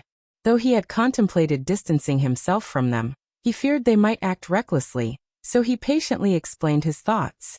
It took some time, but eventually third uncle and the others grasped his perspective. However, Xiao Xiaoji remained unconvinced. To her, the first branch of the family had initially let them down and owed them. What difference would it make to cause a stir? Even if they did, their frustration would remain unresolved. As for the benefits, they were owed to them. Xiao Lulang sighed inwardly. Clearly, this tactic worked on them. Why had he wasted so much effort explaining before? With a cold demeanor, Xiao Lulang retreated to his room, sneering at their compliance. They were quick to heed him now, weren't they? That night, Xiao Lulang visited the first section of the family. Each time he ventured there, the opulence of the first branch irked him, but he had grown accustomed to masking his emotions. First, he offered apologies on behalf of his parents. Then he adopted a diplomatic approach. Given their close familial ties, wasn't it understandable for his parents and Xiaoji to feel hurt and resentful?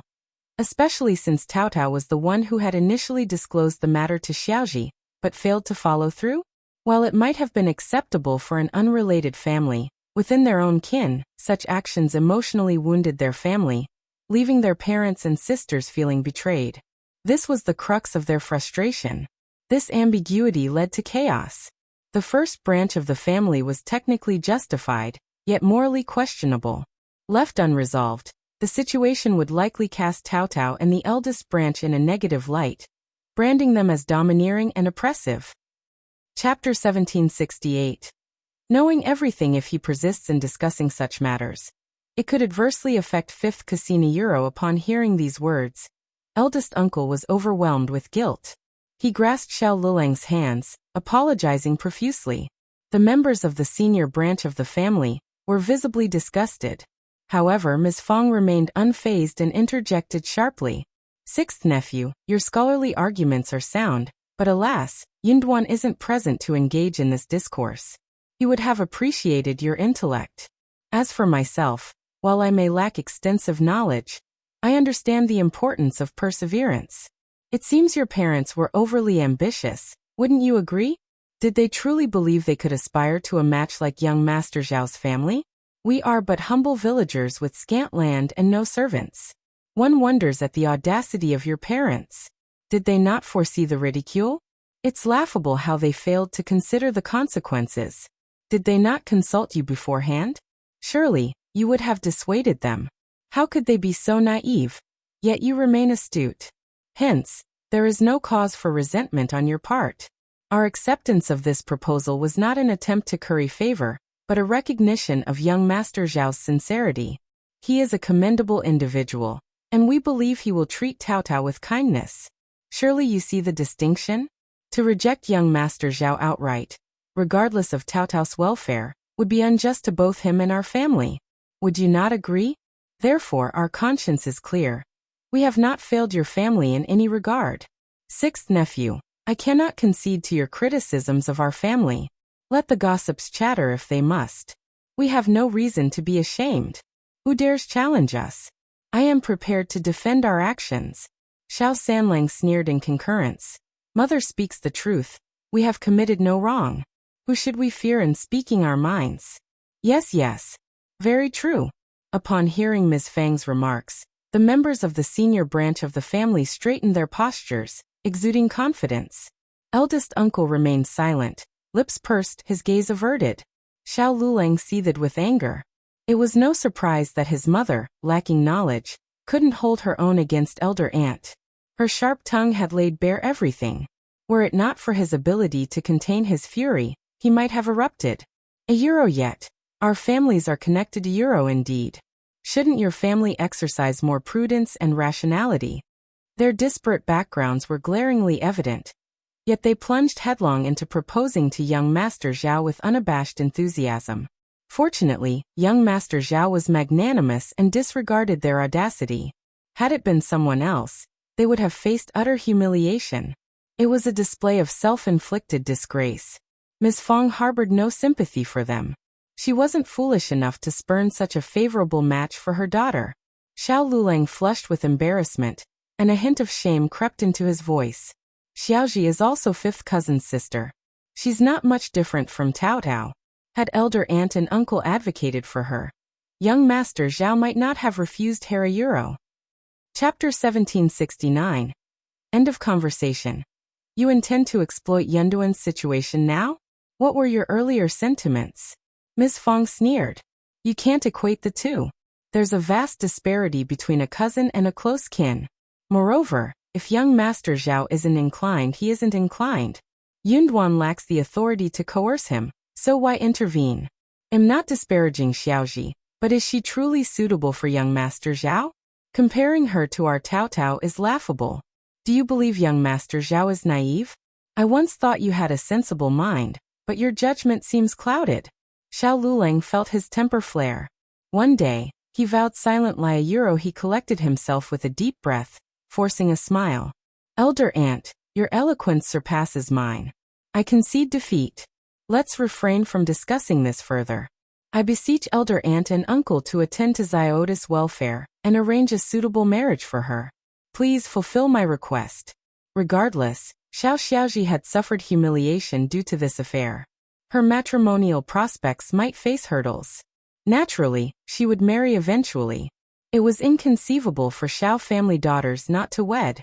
Indeed, even the singles of Shouting Village were sought after. Xiao Lulang aspired for Xiao Xiaoji to wed into a prestigious household. Ms. Fong nodded. Certainly, provided your parents' consent, numerous suitable matches abound. Indeed, it was the reality. Xiao Lulang, €. If Xiota's betrothal is arranged, elder aunt, ensure she stands proudly. A generous dowry will ensure her esteem in society. Xiao Lulang, fearing misunderstanding, clarified his intentions to Ms. Fong. He extended his hand to request her dowry. Ms. Fong smiled and assented. Fear not, Xiaoji is my niece, and she shall receive her dowry. We can spare a few thousand taels of silver. However, convey to your parents the importance of avoiding further trouble and refraining from spreading rumors. Otherwise, they may find my door shut to them. Though the third branch of the family was somewhat deserving of repercussions, the engagement of Tao Tao and young Master Zhao would subject Xiao Xiaoji to ridicule. Ms. Fong was inclined to extend her support to Xiao Xiaoji, even at the expense of the first branch of the family. Ms. Fong would feel remorseful if Xiao Xiaoji faced mockery and jeopardized her marriage. For Ms. Fong, it was a matter of karma, and she felt compelled to act. She couldn't simply ignore the negative consequences. Now that prosperity had visited the family, Xiao Xian had generously shared the family's wealth. Ms. Fong could afford to provide Xiao Xiaoji with 1 or 2,000 taels of silver, fine jewelry, and quality attire. Xiao Lulang finally achieved a modicum of success with his request, prompting a sigh of relief. Oh, by the way, didn't young Master Zhao mention he was already betrothed? Why the sudden change? Aunt Qing, the emissary from Zhaoshu, clarified that it was a misunderstanding, and his previous family hadn't arranged any marriage for him. He was mistaken. However, even if there were no misunderstanding, he wouldn't marry Xiaoji. With nothing further to add, Xiao Lulang took his leave. Upon learning of the first branch's willingness to provide Xiao Xiaoji with a substantial dowry, third uncle and Madame Ma found some solace. Chapter 1770. Zhao Shu is here, however. The realization that they had missed out on a promising son-in-law like Zhao Shu and the significant financial loss incurred left them feeling that a mere 1,000 taels of silver was akin to tossing a coin to a beggar. Xiao Xiaoji hurriedly sought out Zhao Shu for clarification on the recent events. Upon hearing Xiao Lulang's account, she was momentarily stunned. Third uncle and Ms. Ma were incensed. Their conviction that the first branch of the family had acted deceitfully and capitalized on an opportunity grew stronger. It was evident to them that the first branch must have been aware of the misunderstanding long before, but chose to withhold the information, clandestinely orchestrating the union of young Master Zhao and Tao Tao. Had they been informed earlier about young Master Zhao's misunderstanding, they would have undoubtedly contested it. With the basis for rejection eliminated, there was a high likelihood that young Master Zhao would have consented. The more third uncle and Ms. Ma deliberated, the more indignant they became. They were on the verge of storming over to the first branch of the family to confront them.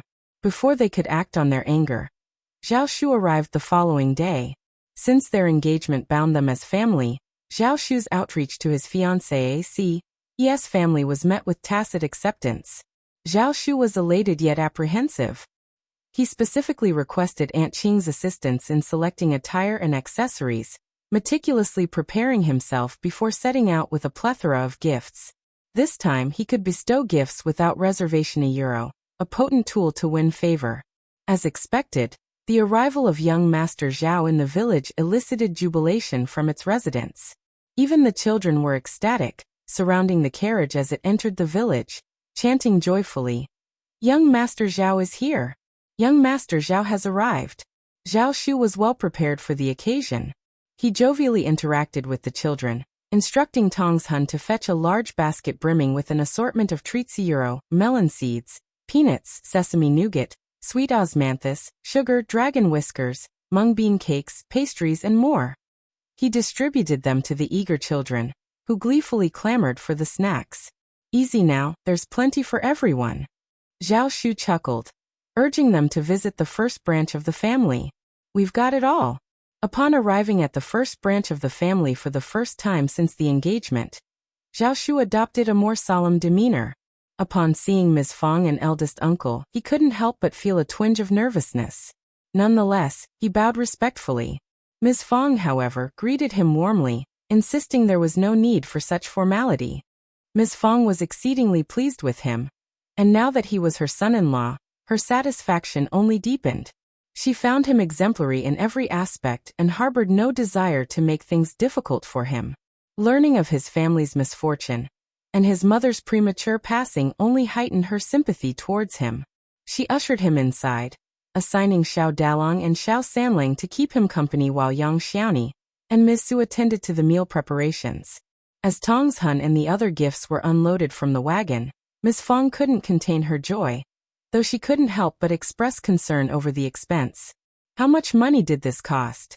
We have an abundance at home, and with so many items, it'll be ages before we use them all. What if they go to waste or get damaged? Please refrain from such extravagance in the future. Zhao Shu reassured her with a chuckle. It's just some tailored fabric, dry goods, seafood, and everyday necessities. Nothing to fret over. Meanwhile, Cao Cao had discreetly retreated to her modest courtyard. Concerned that she might harbor reservations or sadness about the marriage, the third section of the family intended to offer her solace. Chapter 1771. Talk alone. Unexpectedly, Cao Cao realized that Zhao Shu wasn't to blame. It was the meddling of the third party that caused the issue. She harbored no ill will toward Zhao Shu and bore no grudge against their impending marriage. If anyone was to blame, it was the interference from the third party. Upon hearing that Zhao Shu was present and that their relationship had shifted, Cao Cao shyly avoided him. Zhao Shu had always been close to the first branch of the family, engaging in lively conversation with Xiao Sanlang. Xiao Dalong, though quieter, still contributed to the harmonious atmosphere. The three of them shared an amicable bond. As they waited, Zhao Shu's gaze wandered, and he politely inquired about Cao Cao, expressing his desire to speak with her. Xiao Dalong hesitated, while Xiao Sanlang, in his typical candid manner, interjected. Shu, you wish to see Cao Cao? Well, that's not for us to decide. You should ask our mother. Mother, if Shu wishes to speak with Cao Cao, what are your thoughts? Zhao Shu felt a pang of embarrassment at the straightforwardness of his third brother-in-law. Quickly rising to his feet, Zhao Shu addressed Ms. Fong with a smile. Mother-in-law, I simply haven't had the chance to catch up with Cao Cao, and I'd like to have a chat with her. Just theta Euro. Xiao Sanlang chimed in. Mom, Cao Cao and Xiao Shu are engaged, they're family now. It's only natural for them to spend time together. After all, it was the way he and his wife had conducted their relationship. Ms. Fong shot a disapproving glance at her son's bluntness and then turned to Zhao Shu with a warm smile. Go ahead, Cao Cao is in her quarters. Have a chat with her. I'll call you when lunch is ready. Cao Cao was accompanied by two maids she had acquired the previous year, Xiangling and Xiangyue. Despite Zhao Shu not being particularly frivolous or rude, their engagement was a positive development, and Ms. Fong saw no reason to intervene. It was her dense son who seemed oblivious to subtlety. Wouldn't he discreetly inform her? His loud outburst risked embarrassing their son-in-law. Concerned for Zhao Shu's feelings, Ms. Fong attempted to console him. Zhao Shu was delighted by Ms. Fang's acquiescence. He felt no embarrassment at all. Agreeing eagerly, he proceeded to engage in conversation with Cao Cao. Cao Cao, caught between embarrassment and happiness, found herself lost in contemplation as she gazed at the blooming peonies in the courtyard. Upon spotting Zhao Shu, her cheeks flushed, and though she instinctively wanted to retreat, the knowledge of their engagement held her back. Yet she couldn't shake the feeling that meeting like this wasn't ideal, hesitating on whether to depart. Why don't they just leave Euro? Zhao Shu's grin widened upon seeing her, his eyes alight with Cao Cao's presence. Advancing eagerly, he exclaimed, Cao Cao. Hee. Finally relieved of restraint. His triumphant tone only deepened Cao Cao's blush. She shot him a reproachful glare and averted her gaze. Euro, speak more politely. Of course. I'll be polite. Zhao Shu's happiness remained undiminished. He regarded Cao Cao with a tender smile, as though he would agree with whatever she said. Cao Cao felt even more self-conscious. This man Euro, at least before, there was a veil of discretion. He had restrained himself, allowing only furtive glances. Though his keen observation always caught her, she could pretend not to notice. Chapter 1772. Great, he's floating now. He had been floating. Xiangling and Xiangyue stifled their amusement, exchanging glances before quietly slipping away. Zhao Shu inwardly praised their discretion, noting their keen perception. He resolved to reward them handsomely in the future. Exhaling with relief, he flashed a bright smile at Cao Cao. Though he had a plethora of thoughts swirling in his mind, he found himself at a loss for words, settling for a smile instead. Cao Cao patiently anticipated his words, but as the silence stretched on, she couldn't help but chuckle. Her laughter only fueled Zhao Shu's foolish grin. Cao Cao, we're engaged. Why, you're happy to marry me, right? Cao Cao fought back the urge to laugh out loud. Why was he stating the obvious? Of course, she was willing. They were already engaged. And asking such a question in public. Zhao Shu's heart raced with nervousness and insecurity. Fearing Cao Cao's reluctance, he hastened to reassure her. Independent Illinois treat you well, I promise. Fifth brother made me swear. He won't let me off otherwise. Cao Cao's incredulous stare spoke volumes. To prevent further embarrassment, she interjected. Is that all you have to say? Her words instantly lifted Zhao Shu's spirits. Oh no. I have plenty to say. But am not sure where to begin. Let's take our time, hee. It was as if fifth brother would not let him off. It was a matter of great pride for him. Cao Cao. She couldn't let him continue talking alone, or God knew what else he would say. You only have these words? As soon as Cao Cao spoke, Zhao Shu immediately became happy. Of course not. I have so many things to say, but I don't know which one to say. There's still a long way to go. Let's talk slowly, hee. Cao Cao erupted into laughter, her cheeks flushing pink. Just as Zhao Shu assumed she wouldn't respond, she spoke softly. That's right, there's still much ahead for us. Let's stay together. Cao Cao, I've wanted to tell you this for so long. Just the thought of having you by my side fills me with joy. You and your family are wonderful. Meeting you feels like I've used up all the luck of my life. Cao Cao's heart swelled with sweetness, her eyes glistening with emotion. She gazed up at him, smiling. You're quite the smooth talker. No, I mean every word from the depths of my heart. I swear. Zhao Shu's heart warmed at the sight of her smile. He reached out to hold her hand. I'll stay a while longer. You can't escape me now. Cao Cao instinctively attempted to pull away, but unable to break free, she relented, allowing him to hold her hand. As she prepared to respond, a shrill female voice pierced the air. Cao Cao, what do you think you're doing? Startled, Cao Cao struggled to free her hand from Zhao Shu's grasp. Her hand slipped away like a nimble fish, leaving Zhao Shu feeling regretful. He shot a glare at the newcomer. Xiao Xiaoji, who had slipped in unnoticed, approached eagerly, her eyes alight. Young Master Zhao.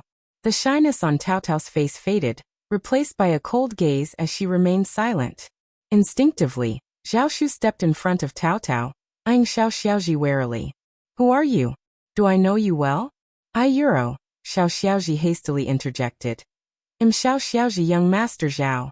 We've discussed marriage, Hey, don't talk nonsense. Don't tarnish my name. I've never discussed marriage with you. Chapter 1773. She would not give up. Zhao Shu seethed with anger. True, he lacked parents, but his wealth and vast network of subordinates should have deterred any notion of bullying him. What arrogance led these individuals to believe he was an easy target, free for exploitation?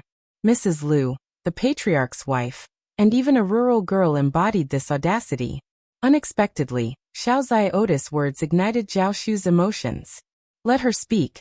Cao Cao gently intervened, tugging at Zhao Shu's sleeve. Though her tone was soft, it carried an icy edge. She's here now. She won't relent until she's made her intentions clear. Observing Cao Cao's understanding, Zhao Shu's demeanor softened. No longer rushed, he nodded, conceding, very well. Yet, Xiao Ziota's jealousy surged as she witnessed Zhao Shu's compliance with Cao Cao, their closeness stoking her resentment. Spewing her words with anger, she accused, Young Master Zhao, don't be deceived by Cao Cao. Their family is deceitful.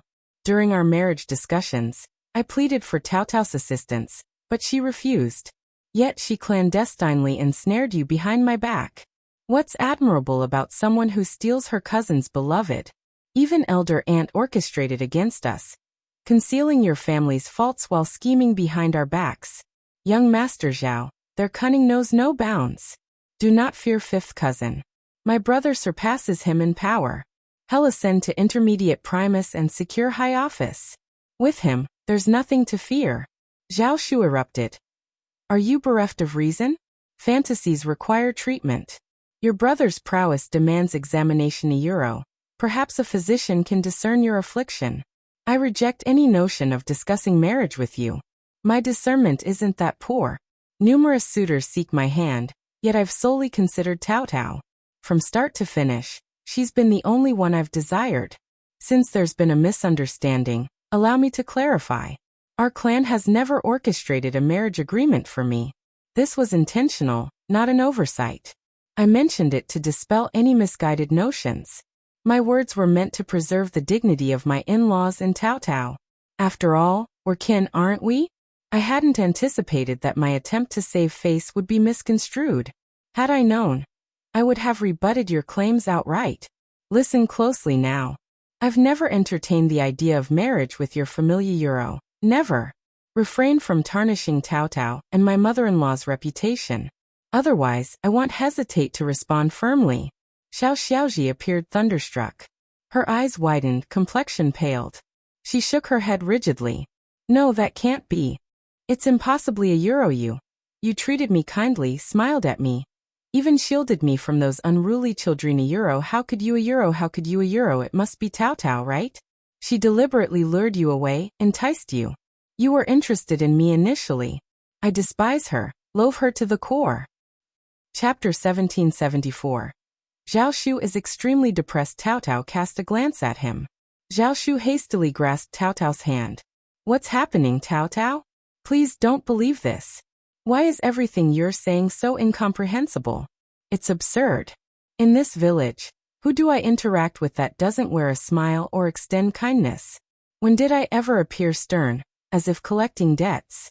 I have no recollection of instructing children to avoid bumping into you.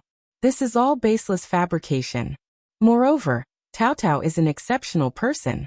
You're unjustly defaming her. It's evident your character lacks integrity. Xiao Xiaoji grew increasingly agitated, her words pouring forth, until Zhao Shu finally pieced together the situation, rendered speechless. A year or so you've truly misconstrued. Those children were merely playing around with me. I cautioned them to be careful, as one would in a crowd, without singling anyone out, least of all you. Your accusations are unfounded. Zhao Shu felt profoundly disheartened. His demeanor had always been consistent to Euro, a smile on his face, engaging in cheerful conversation with others, his kindness genuine and selfless. Yet he was no pushover, no dispenser of unwarranted mercy. Prior to Xiao Xiaoji, no one had misconceived his intentions.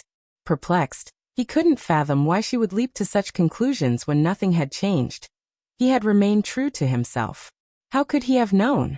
Xiao Ziotis' understanding was limited, buoyed by her belief in her brother's prowess as an intermediate primus. This confidence emboldened her to entertain any possibility. Then Zhao Shu entered the picture. Her arrival, demeanor, words, actions, even her lineage, stirred something within her. She believed she could make it happen. Viewing everything through her preconceptions, she naturally veered towards her predetermined narrative. The more she dwelled on it, the more convinced she became. From Zhao Shu's perspective, his conduct was unremarkable, a product of his upbringing. However, in Xiao Ziotis' eyes, it took on an entirely different hue. Xiao Xiaoji was convinced that their interactions held a special significance, exclusive to her. She firmly believed she was unique.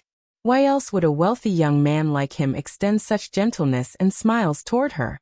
In the days before the Xiao family's ascent to affluence, when Zhao Shu was still the scion of a rural landlord, he wouldn't have spared them a glance. Yet, Zhao Shu's flustered and exasperated explanation dealt a devastating blow to Xiao Xiaoji. Her heart felt as though it had been dealt a heavy blow, her complexion paling further as her inner world crumbled. I refuse to accept it, I refuse, she cried, vehemently shaking her head. You weren't like this before. I didn't misinterpret. Tao Tao must have ensnared you. Her honeyed words beguiled you into this state. You weren't like this before, you weren't. Zhao Shu choked on his words. You ought to have your brother find you a competent physician. You need a thorough examination of your faculties. I may not know what afflicts me, But you seem quite certain? Preposterous. You're unhinged. Fury ignited within Zhao Shu. Suddenly, Mrs. Lu didn't seem so vexing anymore. At least Mrs. Lu wasn't deranged. This individual, however, was truly unhinged. Even Cao Cao was taken aback. She had anticipated that a direct conversation between Xiao Xiaoji and Zhao Shu would clarify matters. Yet, she hadn't anticipated such entrenched stubbornness. Regardless of the evidence presented, Xiao Xiaoji remained steadfast in her delusions. Chapter 1775. Believing in what they chose to believe, she operated on her own distinct brand of logic and reasoning, staunchly adhering to her beliefs regardless of their validity. In that case, there's little more to discuss, Cao Cao remarked, her gaze lingering on Xiao Xiaoji. Your stubbornness is truly unexpected, but you've overlooked something crucial. Reality remains unchanged, irrespective of your perceptions. Do you truly believe that Zhao Shu's affection for you hinges on being enchanted by me? If so, you sorely underestimate him. He's not easily swayed by others, and I've no inclination to manipulate him. I am betrothed to Zhao Shu. Even without that, he wouldn't choose you over me. He has myriad options. Who do you think you compare to? You've had your say today. It's up to you to reflect. Should you persist in your obstinacy, no one can sway you. Ultimately, you've brought this upon yourself. Initially hesitant to speak so bluntly, Cao Cao had underestimated Xiao Ziota's resolve, or rather, she hadn't comprehended the depth of her stubbornness in this matter. Despite the clarity provided, Xiao Xiaoji remained entrenched in her beliefs. Xiao Xiaoji could endure whatever Zhao Shu articulated. She would remain unconvinced regardless. Instead, she maintained that Zhao Shu had succumbed to Cao Cao's influence. However, Cao Cao's words were intolerable to Xiao Xiaoji. Enough! Xiao Ziota's resentful glare bore into Cao Cao as she erupted. Why did you steal young Master Zhao from me? Why? You know full well of my feelings for him. You have plenty of options. Why him? Instinctively, Zhao Shu enveloped Cao Cao in a protective embrace. I was the one who proposed to Cao Cao. Please understand. And I implore you, cease professing affection for me. That wasn't my intention. I swear by all that's sacred. Shall I make an oath to prove it to you? Cao Cao interjected. What's meant for you, I cannot take. What isn't, no matter how you delude yourself, won't materialize. Xiao Xiaoji, if you persist in your fantasies, no one can dissuade you. But you cannot compel others to join you in your reverie. Get someone to escort her out, Zhao Shu muttered, feeling an unprecedented urge to lash out physically. There's no reasoning with her. Let's expedite our marriage, all right? Once we're wed, we can distance ourselves from her. Out of sight, out of mind. With a resounding crash, something within Xiao Xiaoji shattered. A sharp pain gripped her heart, and unable to contain her emotions any longer, she fled, tears streaming down her face. Breathing a sigh of relief, Zhao Shu muttered. This situation was getting out of hand. Thankfully, they're finally gone. Cao Cao shot him a glance, causing him to squirm nervously. Hastily, he clasped her hand, pleading, Cao Cao, please believe me. I have no ulterior motives towards her. I see only you, no one else. Cao Cao chuckled softly, remarking, but you've inadvertently misled her. Choking back a retort, Zhao Shu pondered for a moment before blurting out, maybe I should be more assertive in my interactions, especially with women? No, scratch Theta Euro. I'll avoid interactions with women altogether, except for you. What nonsense is that?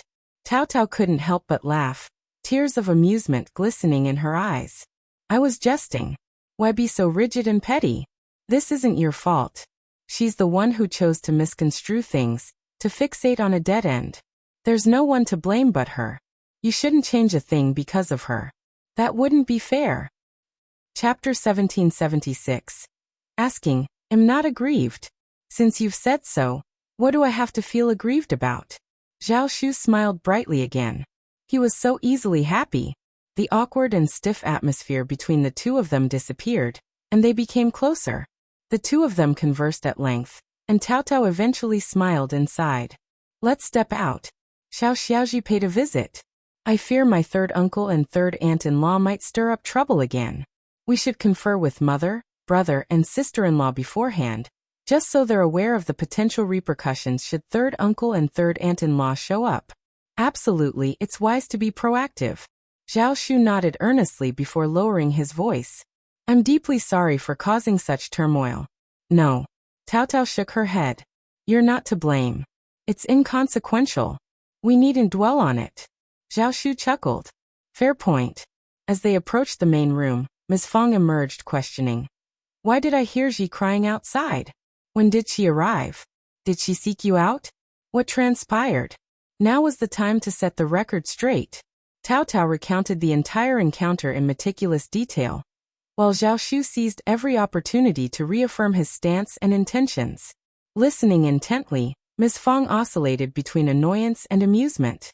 However, mindful of Zhao Shu's presence, she refrained from commenting further, instead offering a placating smile. That family is notorious for their penchant for discord, always finding fault in trifles. I understand now. You needn't worry nor take them seriously. Tao Tao smiled graciously. Of course I'll heed your advice. I knew I could rely on you. With a chuckle, Ms. Feng suggested. Feel free to relax in the room or venture into the back garden to gather some seasonal fruits. We have an abundance of delicious options, including strawberries, loquats, plums, bayberries, and dragon fruits. All right, we'll go now. Zhao Shu chuckled. The fruits from my mother-in-law's fruit tree are the sweetest. They're even better than those from other places. Ms. Feng was also amused. Pick more and eat more. Okay. Observing the departure of Zhao Shu and Tao Tao alongside the maidservant, Ms. Feng's lips curled into a sneer. Summoning Ms. Su and Yang Xiaoni, she gathered Chunyu and the other maids before marching straight to the third section of the family. Aware of the situation, she couldn't afford to remain idle at home, awaiting the arrival of Ms. Ma and third uncle. Thankfully, Zhao Shu possessed a magnanimous spirit and genuinely cherished Tao Tao. Otherwise, if it were anyone else, how could they not recoil in disgust and discomfort from such circumstances? This issue gnawed at her, a thorn poised to ignite at any moment in the future. What repercussions might it entail for Tao Tao? Did Xiao Xiaoji truly believe she could demand reparation for her dowry? Did she expect the first section of the family to serve as a source of pride for her? Absurd fantasies. Upon learning of Zhao Shu's presence, how could Xiao Xiaoji remain passive? She proved herself to be more sinister and malevolent than her parents. Seething with anger, they casually insinuated that the first section of the family recognized the error of Zhao Shu's marriage and clandestinely intervened. However, Xiao Xiaoji was convinced of this narrative. In her mind, had she been aware of the mistake, she would have implored her parents to reconsider the marriage with Zhao Shu. It could have been rectified long ago. How dare Tao Tao preempt her? To Xiao Xiaoji, Tao Tao's actions were contemptible and audacious. She vowed to expose her. Thus, she clandestinely made her way to the first section of the family to confront Zhao Shu. To her astonishment, she stumbled upon Zhao Shu and Tao Tao engaged in intimate conversation, fueling her envy further. Was this how Tao Tao ensnared young Master Zhao? Young Master Zhao was evidently spellbound by her, reduced to this state. Chapter 1777. Following, however, she never anticipated that their argument would leave her heart shattered. Tears streaming down her face, she dashed back and poured out her grievances to Ms. Ma. Ms. Ma was in the midst of reprimanding her, when Ms. Feng stormed in a euro with disdain etched on her face. Ms. Feng declared, if the third branch persists in causing trouble, we'll sever the engagement with them, regardless of the consequences. Ms. Ma, too exasperated to contend with Ms. Feng's ire, attempted to console Xiao Xiaoji. She assured her that once her brother ascended to the position of primus, he would procure a husband for her far superior to young Master Zhao. After all, young Master Zhao was merely a businessman a euro, nothing more. She implored her brother to secure a high-ranking official as Xiao Xiaoda's spouse. But Xiao Xiaoji only wept. She harbored affection for young Master Zhao.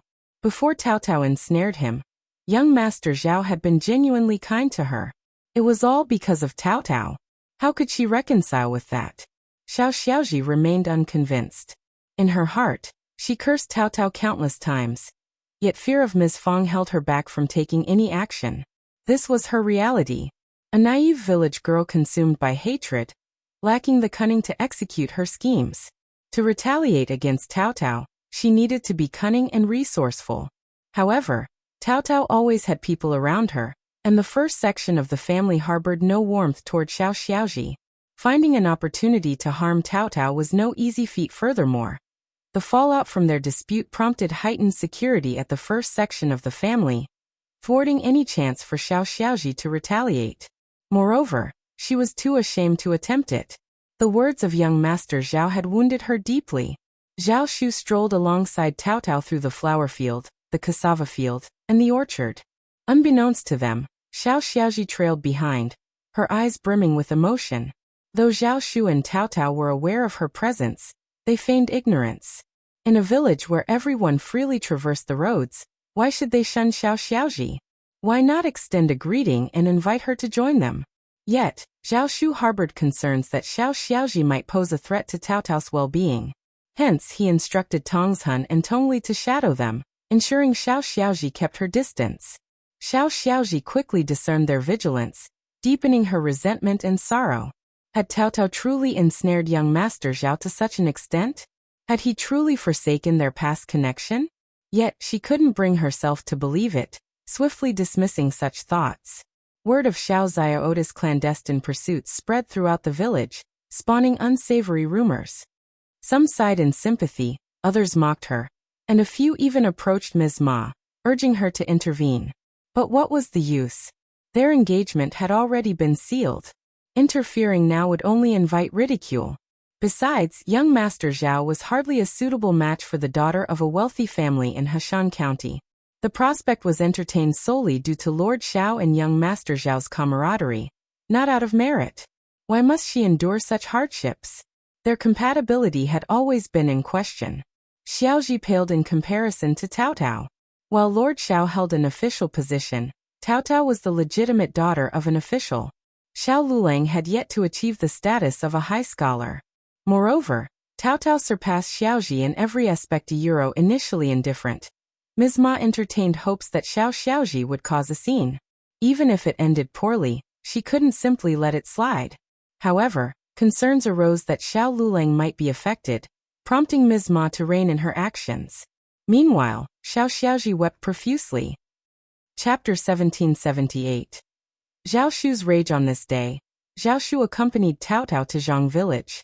As they approached, Xiao Xiaoji abruptly dashed out, dropping to her knees in front of their carriage. Tears streamed down her face as she implored Cao Cao to grant her request. Whether her idea was spontaneous or influenced by someone else remained unclear. Yet, amidst her tears and pleas, she didn't beg for young Master Zhao's return. Instead, she beseeched Cao Cao to accept her as a concubine. Her declaration left everyone stunned. Cao Cao, Zhao Shu, Aunt Qing, Xiangling, Tongzhen, and the onlookers from the village were all rendered speechless. Unable to contain himself, Zhao Shu erupted in anger. Are you quite finished? What of your family? Do you have any regard for them? Do you truly believe I'm one to be trifled with? If I were to truly lose my temper, I could make life very difficult for your kin. Your brother still aspires to the civil service, does he not? Well, if he dares to irk me further, he can forget about it. I'll ensure he never sets foot in the bureaucracy. Upon hearing the news, Ms. Ma and third uncle intended to intervene. However, upon catching wind of Zhao Shu's threats, they hastened to the scene. With a fierce glare, Zhao Shu lashed out at them. You two cowards! Are you too spineless to defend your own honor? Deal with this shameless wretch swiftly, or I'll do it myself. I'll gladly compensate you after I've given him a taste of my whip. Ms. Ma's face darkened as she directed her ire towards Cao Cao. How can you stand by and allow this to happen to your cousin? You're heartless. Silence. Zhao Shu's whip cracked, eliciting a cry of pain from Ms. Ma. Dare to bully Cao Cao in my presence? Do you have a death wish? You came seeking trouble, yet have the gall to accuse others of bullying? Cao Cao intervened, his voice cold. Xiaoji has clearly lost her senses. Keep a close eye on her, third aunt-in-law, and spare yourself the embarrassment. Anyone can see if I've wronged her. If I were truly malicious, you wouldn't even dare speak up. Your words only prove my leniency. Or are you tempting fate with your accusations? Cao Tao's words only fueled Ms. Ma's fury. The villagers had never witnessed Zhao Shu lose his temper before. They had always regarded him as even-tempered. Seeing him now, their hearts raced with an unexplained fear. He was a young master hailing from a wealthy family in Jiangnan. While he could be amiable when pleased, it was foolish to assume he lacked a temper. He possessed both the means and the confidence to assert himself. With his confidence came the power to potentially ruin the Xiao family's standing.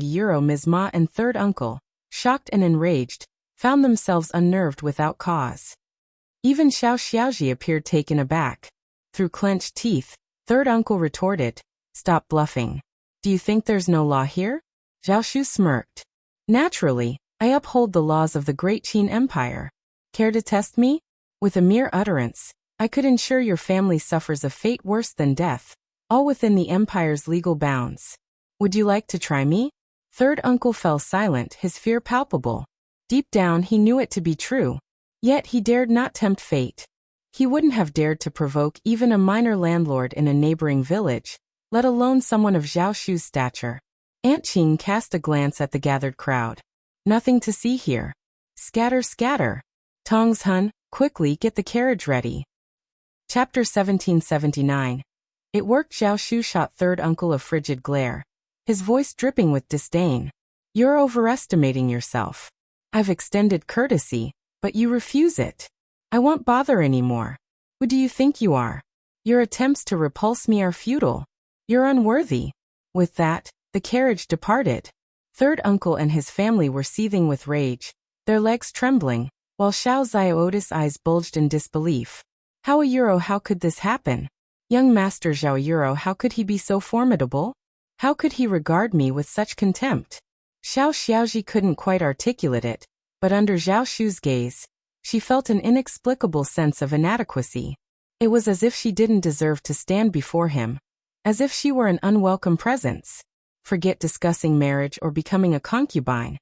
At that moment, she couldn't even fathom the idea of thinking about him. Xiao Xiaoji sobbed uncontrollably, her hands covering her face in anguish.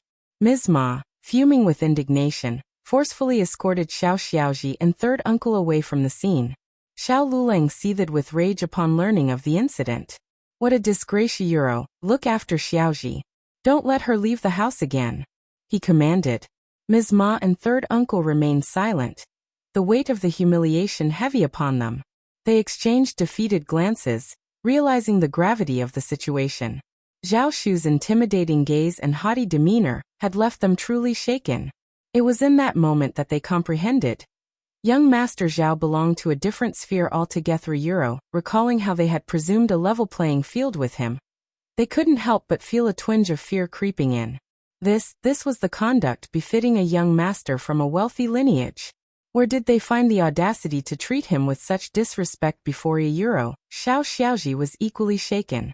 It was only now that she realized the truth in his words. She retreated to her room, consumed by bitter tears. Amidst her sorrow, resentment crept in.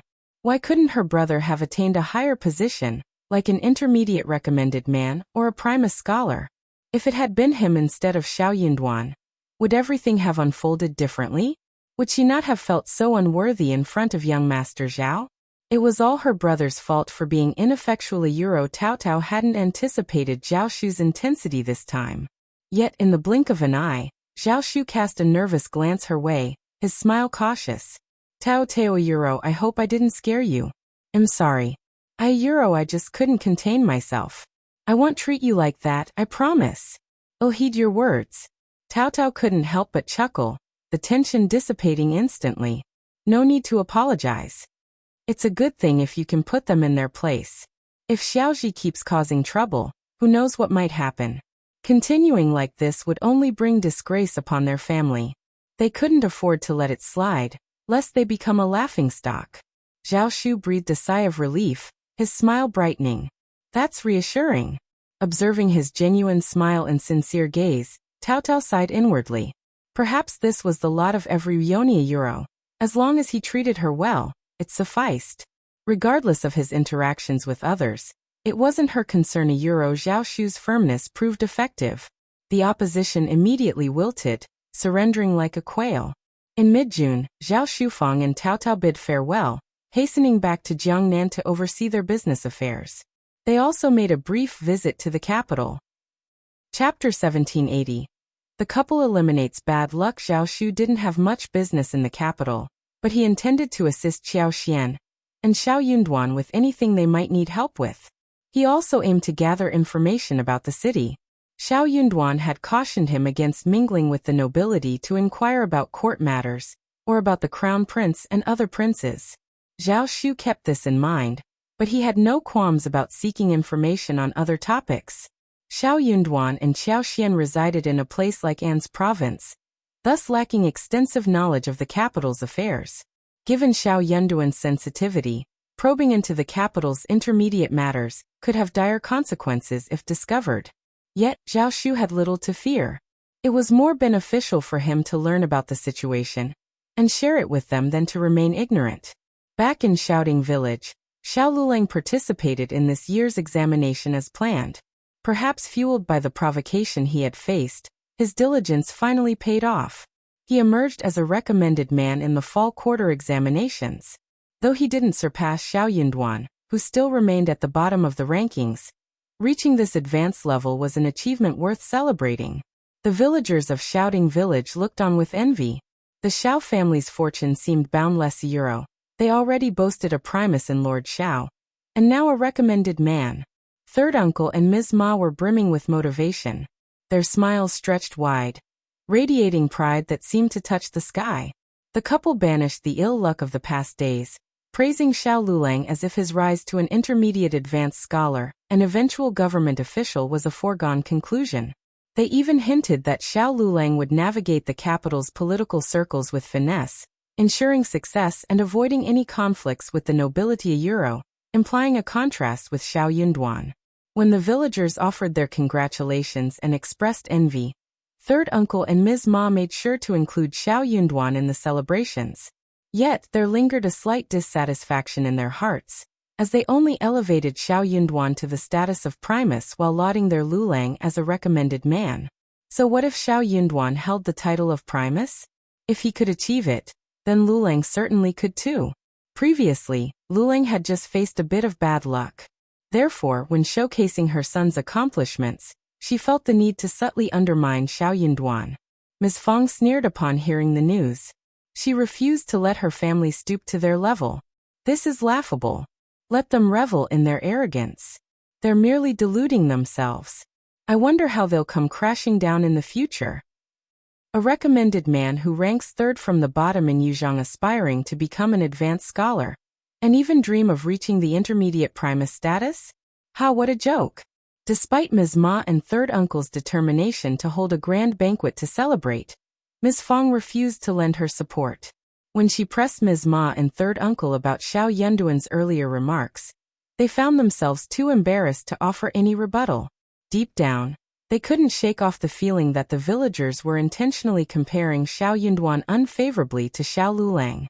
The numerous sarcastic comments only fueled their doubts. Rendering Ms. Ma and third uncle speechless, Ms. Fong remarked with a smile, "I pity my son. Why would you undermine him while supposedly supporting him? You trample on my son's achievements and then expect me to finance a celebration for yours? Do you think I'm foolish or easy to bully, Ms. Ma, third brother?" Chapter 1781. Don't go. Let me make this clear. You're not allowed to meddle in this affair either. If you dare to intervene, believe me, I can rally enough people to turn the tables at the banquet. Ms. Ma and third uncle seethed with indignation. Annoyed, Ms. Ma retorted, "I was just talking casually. It's not that big of a deal. My words have no bearing on Wulong's situation.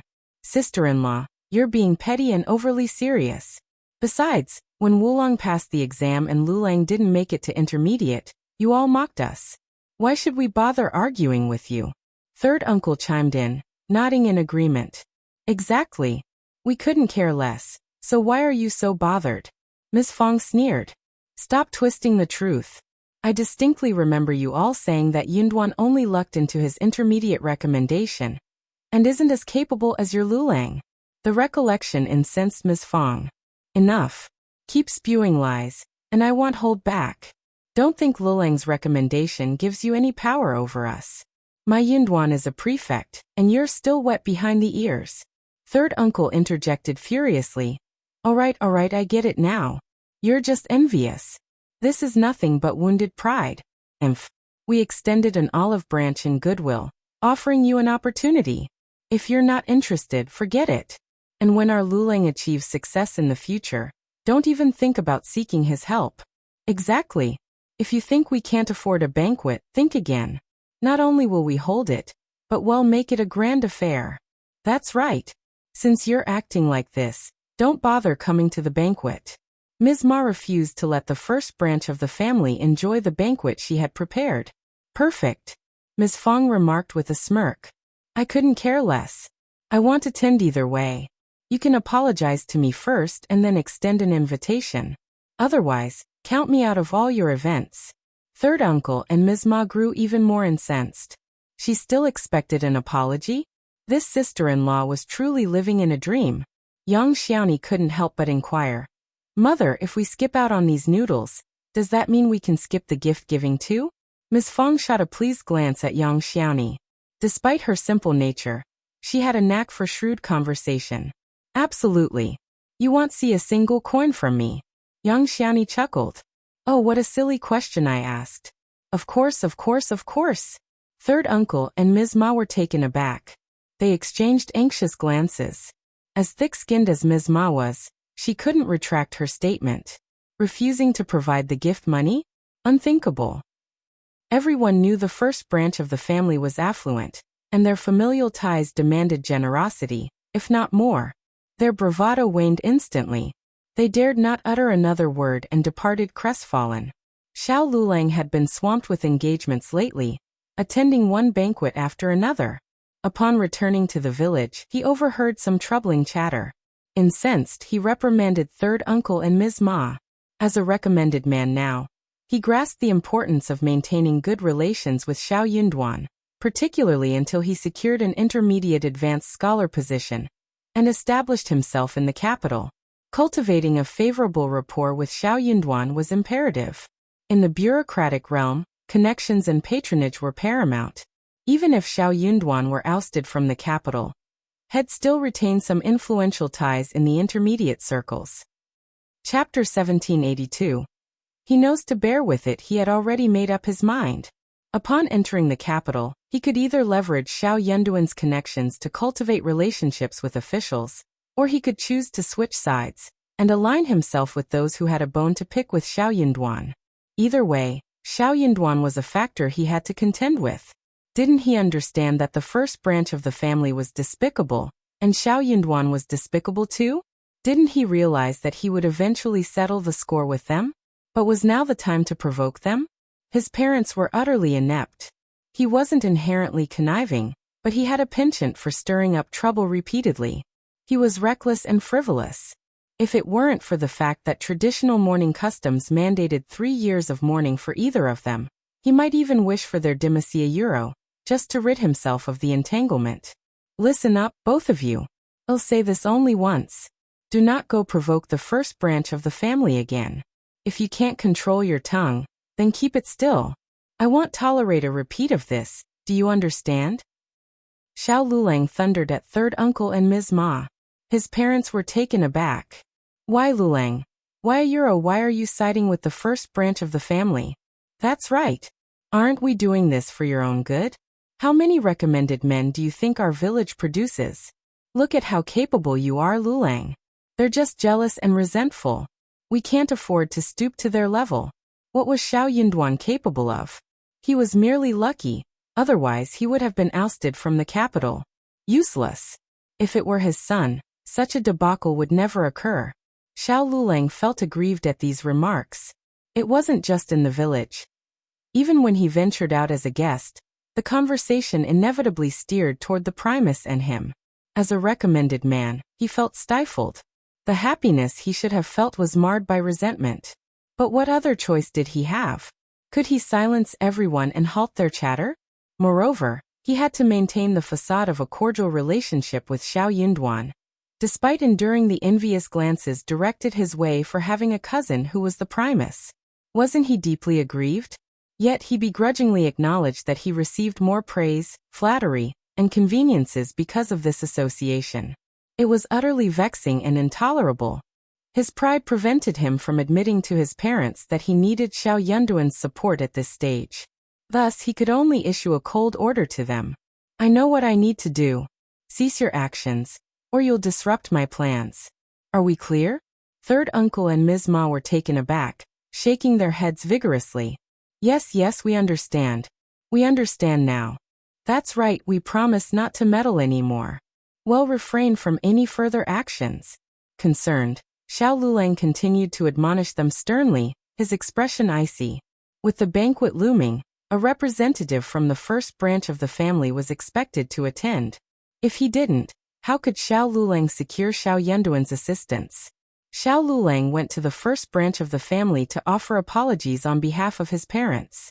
Ms. Fong and Xiao Sanlang harbored a strong dislike for the third branch, but they understood the necessity of civility. They didn't want people to insinuate that Xiao Yunduan had become affluent, and now held his family in contempt. As Xiao Lulang apologized, Ms. Fong delivered a lecture akin to that of an elder. Xiao Lulang gritted his teeth and listened attentively. Chapter 1783. A family of muddles. The situation had concluded, or so they thought. However, at the banquet, while the gifts from the first branch of the family appeared impressive, they lacked practicality, and the monetary contributions were meager. The grand plan of the third branch to accumulate wealth during the event had floundered. Following the banquet, Xiao Lulang focused on preparing for the upcoming spring quarter examination. Successive matchmakers arrived at Xiao Ziota's doorstep with marriage proposals. Ms. Fong identified 2 or 3 families that seemed suitable for Xiao Xiaoji. Yet both Ms. Ma and third uncle adamantly rejected them all. Were they incapable of polite refusal? Their haughty demeanor seemed to suggest they could control the heavens, dismissing proposals as if they were beneath their notice. To make matters worse, they flaunted this behavior in the village.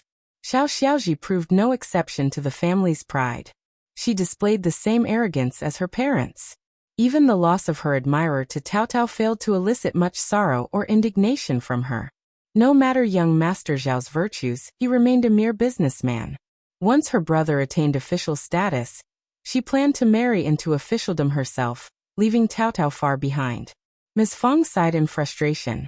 She utilized the missteps of the third branch as cautionary tales for her own children and in-laws. They needed to recognize their limitations and avoid frivolity that could tarnish their standing. When discussing marriage in the future, they must consider their children's prospects carefully. Underestimating Xiao Yunduan's worth could lead to marrying into an unsuitable family, bringing untold difficulties. Marriage into a prominent family involved navigating a web of elders, relatives, friends, sisters-in-law, and brothers-in-law, as well as managing various household staff.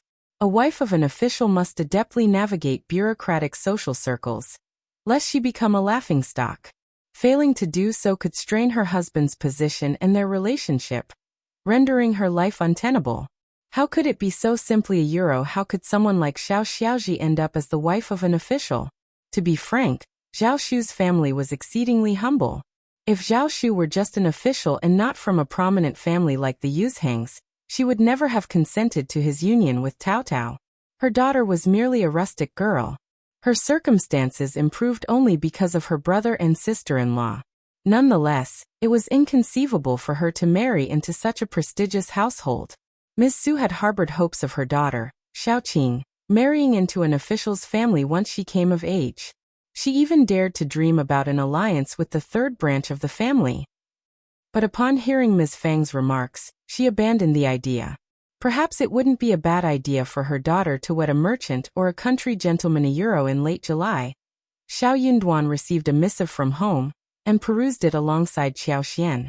All was well back home, with various businesses flourishing. Though the flowers in the field weren't as vibrant as before, the Zhang family's tea-house production had slightly diminished, and the orchard's fruit yield was slightly lower. Overall, everything remained steady. No significant changes were apparent. Xiao Xian breathed a sigh of relief inwardly. This indicated that her abilities had subtly influenced the plants, optimizing their growth to a degree. As long as the soil and water conditions were suitable and managed properly, yields would remain consistent, a marked improvement over those without such abilities. She felt reassured. After all, it was impractical for her to traverse the world multiple times a year solely for this matter. In this era, transportation was arduous, making such journeys challenging. Chapter 1784. Delivered, she would conduct her rounds once every 3 to 5 years, diligently fortifying and refining her efforts each time. It was an achievable task. In the correspondence, they discussed Xiao Lulang's examination results. Despite ranking third from the bottom, it was still a commendable achievement. Xiao Xian beamed. Impressive that Xiao Lulang managed to secure a rank. The third branch must be bursting with pride. Third aunt-in-law must be positively beaming. Xiao Yunduan echoed her sentiment. Indeed, the third branch is elated, but with our mother here, they dare not overstep. Xiao Xian nodded in agreement. Without Ms. Fang's presence, eldest uncle might have been so overjoyed that he'd consider bequeathing more than half of the family's estate to the third branch. The conversation lingered on. Xiao Yunduan mentioned Xiao Lulang's lack of ambition to advance to the rank of intermediate advanced scholar, a sentiment Xiao Xian shared.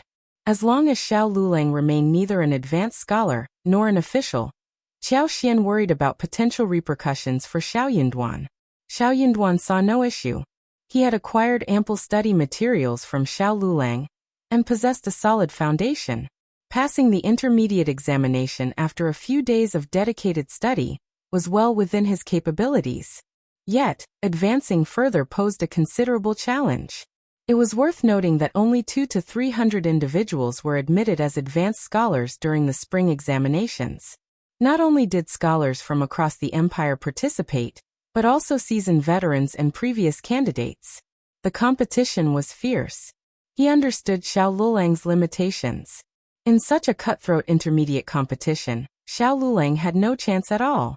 Along with the letter from Yuezheng Xiao came the customary assortment of fruits. Mid-June marked the season for various fruits to ripen and be harvested. Yuezheng Xiao had already dispatched emissaries twice before, and this delivery marked the third. Dragon fruit, lychee, longan, mango, papaya, pineapple, honey peaches and more overflowed from the 5 large baskets, as was customary. Harvested in the early morning and swiftly plucked from the trees, they arrived in An's province 2.5 days later, still impeccably fresh. The baskets, half the height of a man, brimmed to the top. How could Xiao Xian and Xiao Yunduan consume such abundance? 2 baskets were sent to Zheng Sang and the others, allowing them and Meng Wanfu's entourage to savor these tropical delights not commonly found in the northern regions. Though modest, there was enough for everyone to sample a few lychee, dragon eyes, and a mango. Xiao Xian and Xiao Yunduan retained 1 basket from the remaining 3, distributing some among the servants. The other 2 were dispatched to the court for Jia Heming to sample, with a portion reserved for Mrs. Guan, who resided in the back office. It would be remiss not to share with her. In any case, such matters were inconsequential to them. On another note, despite having a surplus stored in her interspace, she could only indulge in these delicacies discreetly. Each time these shipments arrived, she covertly retrieved some for herself. Despite the orchard's expansion, the overall yield remained inadequate. On average, each fruit tree only yielded a few hundred mu. The output wasn't even sufficient for local consumption, let alone exportation. Fresh fruits weren't conducive to long-distance transportation, especially considering the rugged terrain, scorching weather, and lack of effective preservation methods, all of which would inevitably lead to significant losses. Naturally, immediate sale was the most pragmatic option. Chapter 1785. Estrangement. Though An's province and Yuzhong were a mere 500 miles apart, the road conditions were deplorable. Rarely did individuals from Yuzhong venture here, resulting in minimal interaction between the 2 regions. Furthermore, tropical fruits were scarce. Not a single specimen graced the markets of An's province, leaving its denizens oblivious to the existence of the luscious southern delights already adorning the Yuzhong market hundreds of miles away. Upon receiving the lychees, longans, mangoes, and dragon fruits at the government office, the scribes indulged, their eyes alight with delight as they lavished praise upon the fruits. "This is lychee. and longan. As for these mangoes and dragon fruits, I've never tasted anything like them. Truly delicious. Lord Xiao's generosity knew no bounds. To share such precious fruits with everyone was a gesture of unparalleled kindness. Deputy Prefect Guan, known for his fondness for good food, partook eagerly. Similarly impressed and envious, he couldn't help but jest. Lord Xiao's acquaintance must possess an abundance of such fruits. They've sent them here multiple times already. Lord Xiao's family must be weary of them. It's a shame we can't afford such luxuries, or else we could have requested more from Lord Xiao's friend Euro. His sarcasm was thinly veiled. Lord Xiao and his family must be tired of these leftovers, hence their arrival here. Why treat them like treasures? If Lord Xiao were truly sincere, wouldn't he have sent more? It was merely lip service. So why rejoice? They don't value you. They're simply discarding their excess. His words cast a pall over the gathering, each individual exchanging uncomfortable glances. However, given his position as deputy prefect, none dared to challenge him openly. They could only offer strained smiles and remain silent. Jia Heming, who had a public falling out with him long ago, refused to humor him. With a sneer he retorted, "So what if Lord Xiao's family is tired of them? That doesn't diminish the value of these fruits. Lord Xiao shared them with everyone, showing that he cares for us. Otherwise, why would he bother? We should be grateful. If it weren't for Lord Xiao, we wouldn't have the opportunity to taste such exquisite fruits in our lifetimes. If you don't appreciate them, that's your prerogative. But to demand more from Lord Xiao? That's beyond audacious. It's better if you don't offer them to me. ITLL, spare us from hearing your endless sarcasm and complaints." Deputy Prefect Guan erupted in anger. "Jia Heming, what are you insinuating? I never said that. Don't pin things on me just because you're close to Lord Xiao." Jia Heming sneered back. "You know perfectly well whether I've falsely accused you or not." "You." Most of the scribes sided with Jia Heming, feeling that Deputy Prefect Guan had overstepped. Sensing an imminent confrontation, they hastened to intervene, attempting to smooth things over with diplomatic language. They couldn't afford a confrontation. Stirring up trouble would only draw Lord Xiao's attention, leading to unnecessary turmoil. Clearly apprehensive of the consequences, Deputy Prefect Guan refrained from leveraging his authority to chastise Jia Heming. After uttering a few terse remarks, he stormed off in a huff. Jia Heming harbored no ill will towards him, and let the matter rest. Chapter 1786. Sooner or later, however, following this incident, Deputy Prefect Guan found himself even more diminished in the eyes of his peers. His abandonment of those who stood by him during adversity only served to highlight his lack of gratitude after reaping benefits. His sarcasm and dissatisfaction painted him as selfish and utterly devoid of empathy. Who would willingly associate with such a cold-blooded individual, if not for ulterior motives? Deputy Prefect Guan seethed with rage. As a deputy prefect, he had lost all semblance of prestige and dignity within the government office. Since the incident with the account book, contempt from Jia Heming and his cohorts had intensified. Meanwhile, Lord Xiao effortlessly endeared himself to others. A few meager fruits were all it took to elicit gratitude from everyone. Truly remarkable. Although the spectacle concluded swiftly, Xiao Yinduan was aware of the incident. He chuckled at Deputy Prefect Guan's outburst but didn't take it to heart. That was all that remained of his tolerance. He retained Deputy Prefect Guan solely to avoid further disruption, until his wife gave birth. Yet, in the shadows he was far from idle. His knowledge of the three prominent families and various bandit hideouts had expanded significantly. With ample evidence, including Deputy Prefect Guan's past deeds, Xiao Yinduan had initiated thorough investigations. His administration couldn't afford to harbor someone in the deputy prefect's position who didn't align with his agenda. His ending was already set in stone. Sooner or later. Towards such a person, he naturally could not be bothered to argue with him over small matters.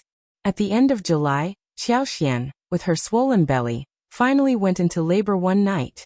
Since July, the eastern courtyard of the state government had been diligently preparing.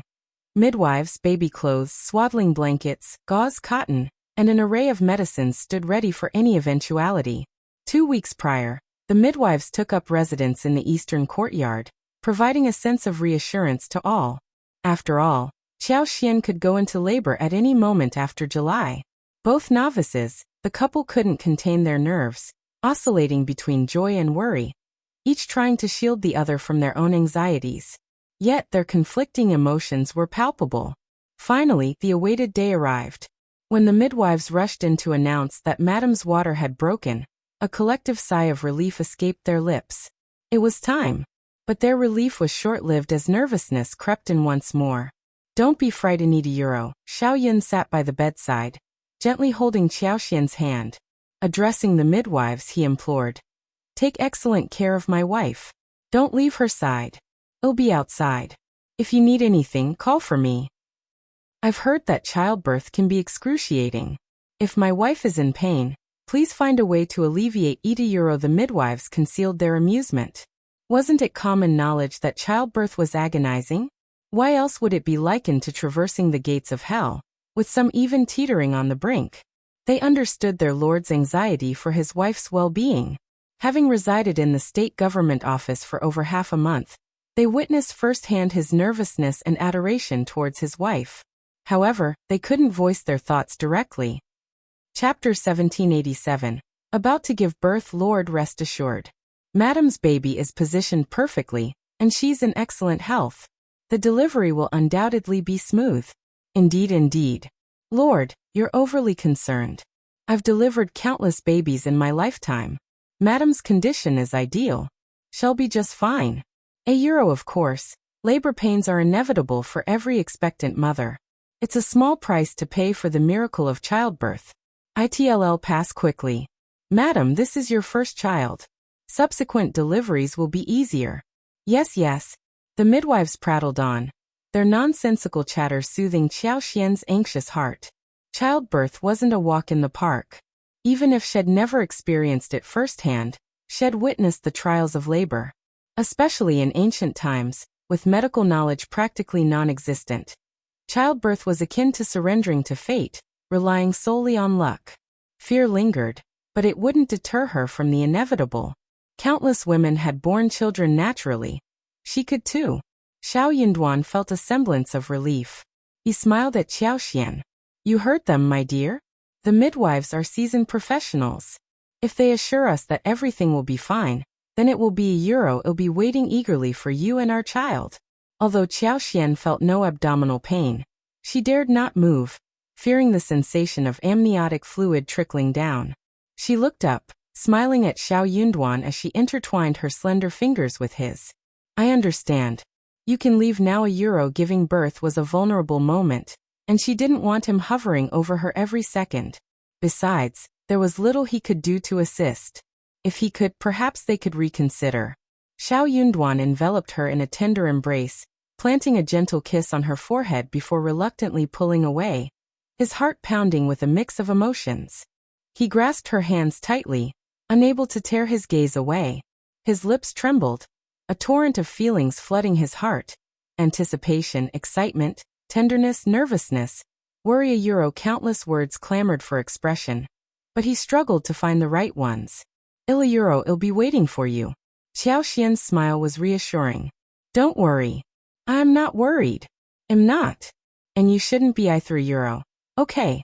As they seemed to bid farewell for an uncertain duration, the two midwives sighed inwardly. Their lord and lady undoubtedly shared a strong bond. Yet their parting was bittersweet. Lord, it's best you leave now. Madam needs rest, and it's still early after her water broke. Yes. Lord, go attend to your duties. There's still time. Xiao Yunduan was taken aback. Too early? Confusion clouded his thoughts. He had anticipated the birth to be imminent. Xiao Xian shared his bewilderment.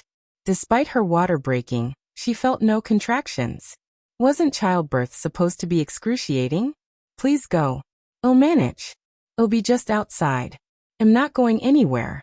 I'll write. Euro. After much coaxing, the midwives finally persuaded Xiao Yunduan to step out of the delivery room. Though he remained nearby, his heart remained tethered to Xiao Xian, waiting anxiously outside the door. Chapter 1788. Pain. In addition to the two midwives, Li Xiao was also present in the delivery room. Soon Ms. Song and Ms. Miao, accompanied by Qiao Qiao and Qing Lian, arrived after receiving the news. The prospect of Madame giving birth filled everyone with joy and anticipation. After exchanging pleasantries with Xiao Yunduan, Ms. Song and Ms. Miao changed into clean attire, washed their hands, and hurried into the delivery room. Xiao Yunduan refused to leave the two midwives alone with Qiao Xian, despite their careful screening and assurance of competence. However, when the midwives mentioned that the process would be prolonged, they meant it. Qiao Xian drifted in and out of consciousness, sipping on chicken soup and millet porridge. As darkness descended, the room's lights grew brighter, and she finally felt the onset of labor pains. The pain intensified gradually, growing unbearable with each wave, akin to a relentless tidal surge. Qiao Xian clenched her teeth, her body tensing involuntarily with each wave of agony, leaving her dizzy and breathless. A strangled moan escaped her lips as she endured the excruciating pain of childbirth. Her distress seemed to rouse Xiao Yunduan's anxiety, his urgent voice barely audible through the door, prompting tears to well in her eyes. Chaos ensued in the delivery room. Ms. Song and Ms. Miao worked tirelessly to calm Xiao Yunduan, who was on the verge of bursting into the room. Meanwhile, Madame Xiao endured until her cervix fully dilated, much to the relief of the midwives. Upon hearing their assessment, Qiao Xian felt a glimmer of hope. She took a few sips of ginseng soup and endeavored to follow their instructions, determined to see the process through. The pain remained intense, but in this moment, there was hope. With determination, Qiao Xian persevered, and the delivery progressed smoothly. Within mere minutes, she sensed a release, her limbs relaxing instinctively. Before the haze of exhaustion lifted, she was greeted by the cries of her newborn and the jubilant laughter of the midwives and Ms. Song. "She's delivered the baby. It's a young master. Congratulations, Lord and Lady. Congratulations, Madam. Congratulations, Lord." Swiftly, the midwife swathed the infant in a soft crimson blanket and presented him to Qiao Xian with a beaming smile. "Behold, how handsome your young master is. His hearty cries signify his robust health. Born to parents like you and Lord Xiao, he's destined for a life of privilege and prosperity." The midwives chuckled, showering the newborn with praise. Though Qiao Xian could barely discern their words, her heart swelled with tenderness as she gazed at her son, a gentle smile gracing her pale features. This tiny being was her son, hers and Xiao Yunduan's. She had just brought him into the world. Chapter 1789. Child. This newborn was her most intimate kin, connected to her by blood, a euro, a treasure nurtured within her own body. A soft, contented warmth filled her heart, brimming with joy. She longed to reach out, to cradle him in her arms, to caress his tender skin with her fingertips. But her weakened state left her unable to raise her hand. With a gentle smile, one of the midwives carefully placed the child in the cradle beside her bed, while the other directed Li Xia and Ms. Miao to assist. Qiao Xian still had tasks ahead, euro, changing clothes, tidying the bed, eating euro. She would be occupied for some time. Ms. Song had hurried out to inform Xiao Yunduan of the wonderful news. In fact, the baby's cries had already reached outside. The delivery room door remained ajar, with only a lowered curtain for privacy. The atmosphere was jubilant. Upon hearing the news, everyone offered their congratulations to Madame for delivering a young master. Xiao Yunduan's youthful and handsome face radiated joy, his eyes sparkling with delight as he continued to praise. Upon learning of the proceedings within, he thanked Ms. Song before considering entering the room. "Thank you for your assistance, sister-in-law." Ms. Song smiled warmly. "My lord, your kindness knows no bounds. Without you and my wife, we wouldn't have managed. Witnessing the birth of the young master fills me with immense joy. You and Madame are truly blessed, and your fortunes will only multiply in the future." With these words, Ms. Song entered the room to lend a hand. Xiao Yunduan paced the hallway, his gaze flitting towards the room. Eventually, he found solace, though his smile remained irrepressible. At last, the weight of the joyous news settled firmly within him, and a smile tugged at his lips. He had a son, a child born of their love. He had become a father, he had yet to lay eyes on the little one his wife had brought into the world. But regardless of appearance, the child was their cherished treasure. Moreover, his wife was radiant with beauty. Surely, their little one would be equally adorably a euro. After patiently waiting for about half an hour, everything was finally in order. The bedding had been changed, rendering it clean and plush. Though Qiao Xian hadn't had the chance to bathe, she felt refreshed after wiping herself down with a dry towel and donning clean pajamas. It had been too long since she had felt such relaxation a euro. It was utterly gratifying, akin to a rebirth. Nestled against the bed's headboard, she gazed fondly at her slumbering son in the cradle before her, her eyes brimming with warmth and adoration. She whispered to him in her heart, "Everything I've endured, it's all for you. Every hardship, every sacrifice willingly given. As long as you're healthy and safe, it's all worth it. You must thrive a euro, my darling euro." As Qiao Xian contemplated her baby, Xiao Yunduan entered the room. With Ms. Song, the midwife Li Xia, and the others having departed, the family of 3 was left in solitude. Qiao Xian's eyes brightened. "Husband." Xiao Yunduan settled beside her on the bed, enveloping her in his arms. He tenderly caressed her face, sympathy evident for her pallor. Pressing a gentle kiss to her lips, he murmured, "Thank you for everything you've endured, euro." Chapter 1790. Thank you. Despite the smooth delivery, Xiao Yunduan couldn't help but feel a pang of fear at the sight of the blood on the other end. His wife had sacrificed so much and worked tirelessly for the birth of their child. This level of hardship wasn't fleeting euro. It had endured for months. And yet, raising a child would prove even more challenging. The depth of his compassion deepened at the thought. Initially, Qiao Xian hadn't dwelled on it, but as she found solace in his embrace, she suddenly felt overwhelmed, on the verge of tears. Xiao Yunduan pressed a tender kiss to her forehead, comforting her with gentle words as they lingered together before turning their attention to the baby in the cradle. The infant lay still, unable to move with his tiny hands. Qiao Xian dared not risk having him sleep on the bed beside Hera Euro. What if the blanket covered his face, or if she accidentally shifted and pressed against him? After the midwife had instructed her to feed the baby, she nursed him until he drifted off to sleep, then carefully placed him back in the cradle. Beneath the soft blanket, his small head, delicate features, and dark hair were revealed as he slumbered peacefully, radiating an undeniable charm. "He's so cute. Yes, he's still very obedient. I heard that babies love to bathe. Let's bathe him together in a few days, okay?" "Okay. However, he might be afraid when he enters the water. We have to let him hold our fingers. That way he should feel safe. He's still young." "How would he know this?" "Who said that? He understands." All right, I understand." A euro. The two of them gazed at their baby with shared joy and wonder, their words overlapping in their excitement. After a while, Li Qiu and Li Xia entered with stewed black chicken, red dates, and wolfberry soup. "Madam, have some. The midwife and Auntie Song mentioned that you need to replenish your blood." Xiao Yunduan accepted the bowl. "Pass it to me." After ensuring Qiao Xian had consumed half a bowl of chicken soup and eaten a few morsels of chicken, Xiao Yunduan rinsed her mouth and smiled. "Just lay back and get some rest.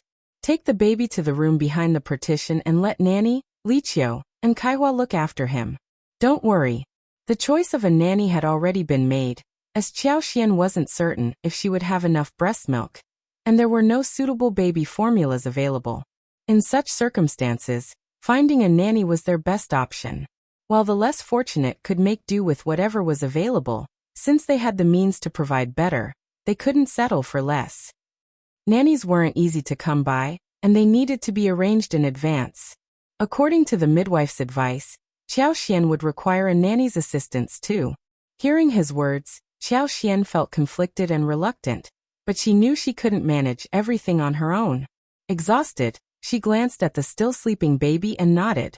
She mustered a smile and said, "You must be tired too. Go and rest." "Of course, don't worry." Xiao Yunduan kissed her forehead and instructed the maid to carefully carry the cradle away. Xiao Yunduan longed to touch the child's face, but fearing his rough fingers might harm the delicate skin, he refrained from doing so. Observing Li Xia and the others wheeling away the baby's cradle, he tucked Xiao Xian in and offered her gentle reassurance before departing. Chapter 1791. Preparing to move. At this moment, it was almost dawn. In the dark blue and black intermediate sky, The morning star was as dazzling as a diamond. It hung alone in front, its position so low that it seemed like it could be raised with a raise of its hand. It was almost dawn. Xiao Yunduan was so excited that he was no longer sleepy. He simply went to the study and sat down quietly. He wrote a few words and waited for dawn. He and Xiao Xian's baby was finally born smoothly. He was both happy that he was a beginner father, and felt that this was a good sign and a good sign. His child was born successfully, and his wife seemed to be in good condition. After a few days of nourishment and confinement, her body was still very healthy. Then he could plan his next step. He could not continue like this. Sooner or later, he would be ready to take action. He had been in An's province for almost a year, but he had not done anything. He had taken control of the prefect's office and solved the problem of the rice seeds, and the debt owed by the state office, which was nothing to Xiao Yunduan. Any one of these three questions was enough to crush a normal prefect lord to the point where he had no choice but to submit. But for Xiao Yunduan, it was just a passive way to solve the problem. This was worlds apart from his beginner's heart. A dark greenish-white hue slowly emerged on the eastern horizon, gradually diffusing and intensifying until the sky brightened with the breaking dawn. As the new day began, the buzz of excitement swept through the city.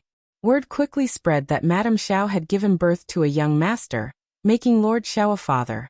Commoners offered their heartfelt congratulations to Xiao Yunduan and Xiao Xian. Under Lord Xiao's capable leadership, officials and landowners had fallen into line, abandoning their former bad habits and approaching matters with integrity. The once unruly three prominent families found themselves reined in by Lord Xiao's firm hand, earning him the wholehearted admiration of the populace. And to add to his accomplishments, Lord Xiao had swiftly overseen the harvesting of the grain upon his arrival. These seeds, transported through alternative channels by Lord Xiao himself, had flourished despite the year's typical weather conditions. The rice fields were now brimming with promising crops, a testament to Lord Xiao's foresight and resourcefulness. As the rice continued to grow, it became evident to everyone that this year's crop was flourishing exceptionally well. Surveying the fields, Xiao Yunduan marveled at the long, robust stalks of rice. Their substantial size and weight indicated a bountiful yield. According to seasoned farmers, this year's rice production was expected to surpass previous years by at least 30%. In particularly fertile fields, meticulously tended to by diligent workers, the increase in output was even more pronounced. The superiority of these crops was apparent when compared to the rice grown by wealthy landowners through their own channels. Food, the lifeblood of the people, took precedence above all else. The increased food production brought immense joy to the people of An's province, who expressed profound gratitude for Lord Xiao's benevolence. They credited him with coming to their aid like a bodhisattva. With Madame Xiao's successful childbirth and Lord Xiao's newfound fatherhood, the community rejoiced wholeheartedly.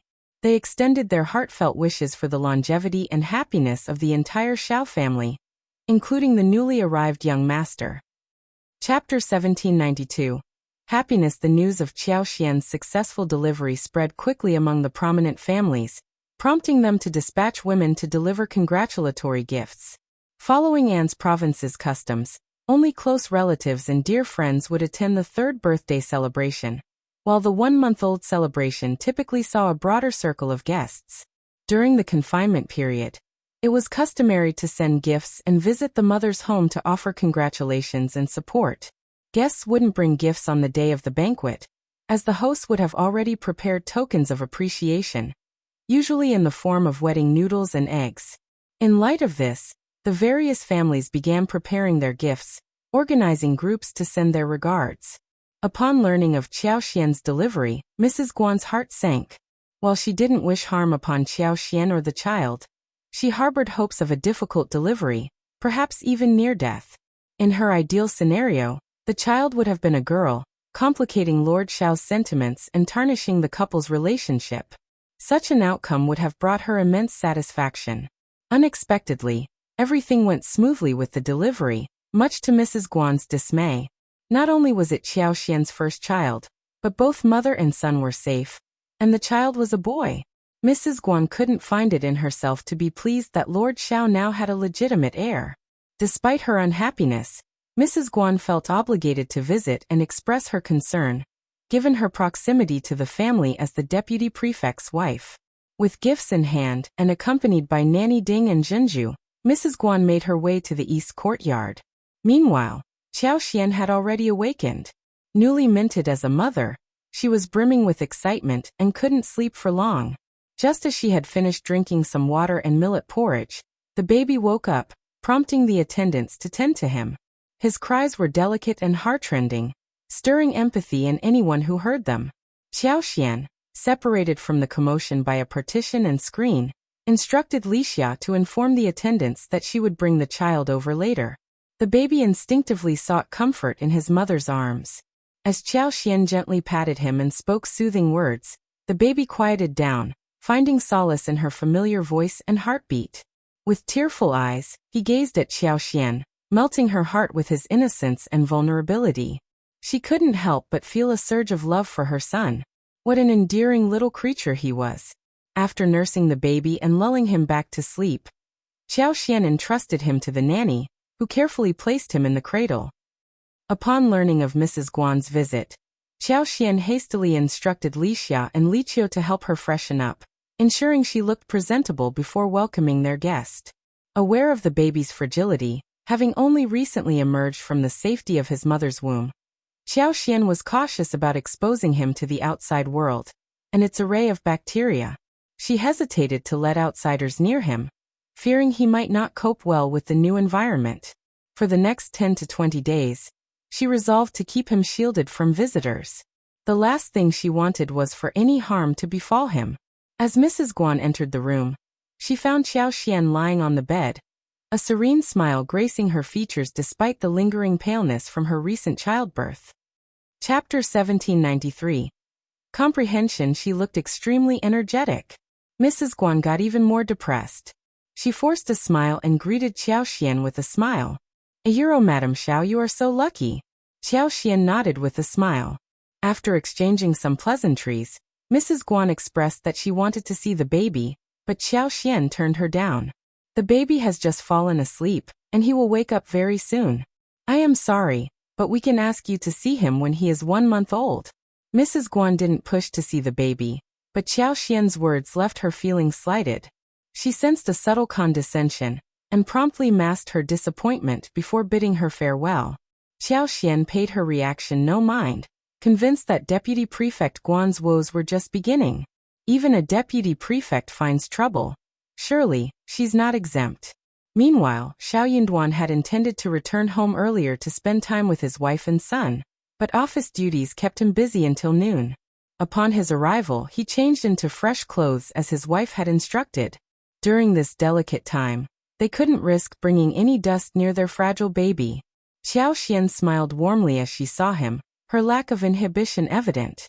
"Welcome back." Xiao Yunduan's gaze lingered on her, his heart quickening. It had been too long since they last shared intimacy. As any man would, he yearned for it. Carefully, he settled beside her on the bed, gently cradling their child. As he felt the softness of the swaddled bundle, happiness and tenderness flooded his heart. After feeding the baby, Xiao Xian put down her clothes and realized what she looked like in front of him. Stunned, she couldn't help but laugh. The contrast between being a mother and not was stark. In the past, she'd never have felt so unhurried, let alone unembarrassed. Now, though it all felt perfectly natural, Xiao Xian had a sudden realization. She used to judge mothers nursing in public harshly, seeing it as shameless. But now she understood. In this phase, maternal love took precedence. Everything else faded in comparison. This transformation felt organic yet inexplicably a truth she couldn't deny. She imagined if Xiao Yunduan caught her nursing in public, she'd have blushed fiercely, unlike her current nonchalant demeanor. Xiao Xian gazed fondly at the baby in her arms, struck by his beauty. "Husband, would you like to hold him?" she offered, her eyes sparkling. Xiao Yunduan's face lit up, and he eagerly reached out his hand. However, after a few failed attempts, Xiao Yunduan withdrew his hand with a sheepish grin. "Maybe not, I'm afraid it'll be too clumsy." He couldn't help but marvel at the fragility of his son. Xiao Xian chuckled at his honesty, leaning comfortably against him. "Well, You'll have your chance when he's a bit sturdier. Okay. Chapter 1794. Not waiting anymore. The child was still too young to need a name, but Xiao Xian couldn't help but ask Xiao Yunduan with a smile. What shall we call our son? Xiao Yunduan had been pondering this all morning, so he replied with a smile. I was just about to discuss this with you. Our son was born in An's province, and our foremost wish is for his safety and well-being above all else. Why don't we name him Anan? In this place, safety truly outweighed all other considerations. The mountain bandits still posed a significant threat, like a looming tumor ready to burst at any moment. Despite their preparations, Xiao Yunduan couldn't guarantee an easy victory over them. The mountainous terrain was treacherous, and the bandits were cunning, entrenched, and numerous.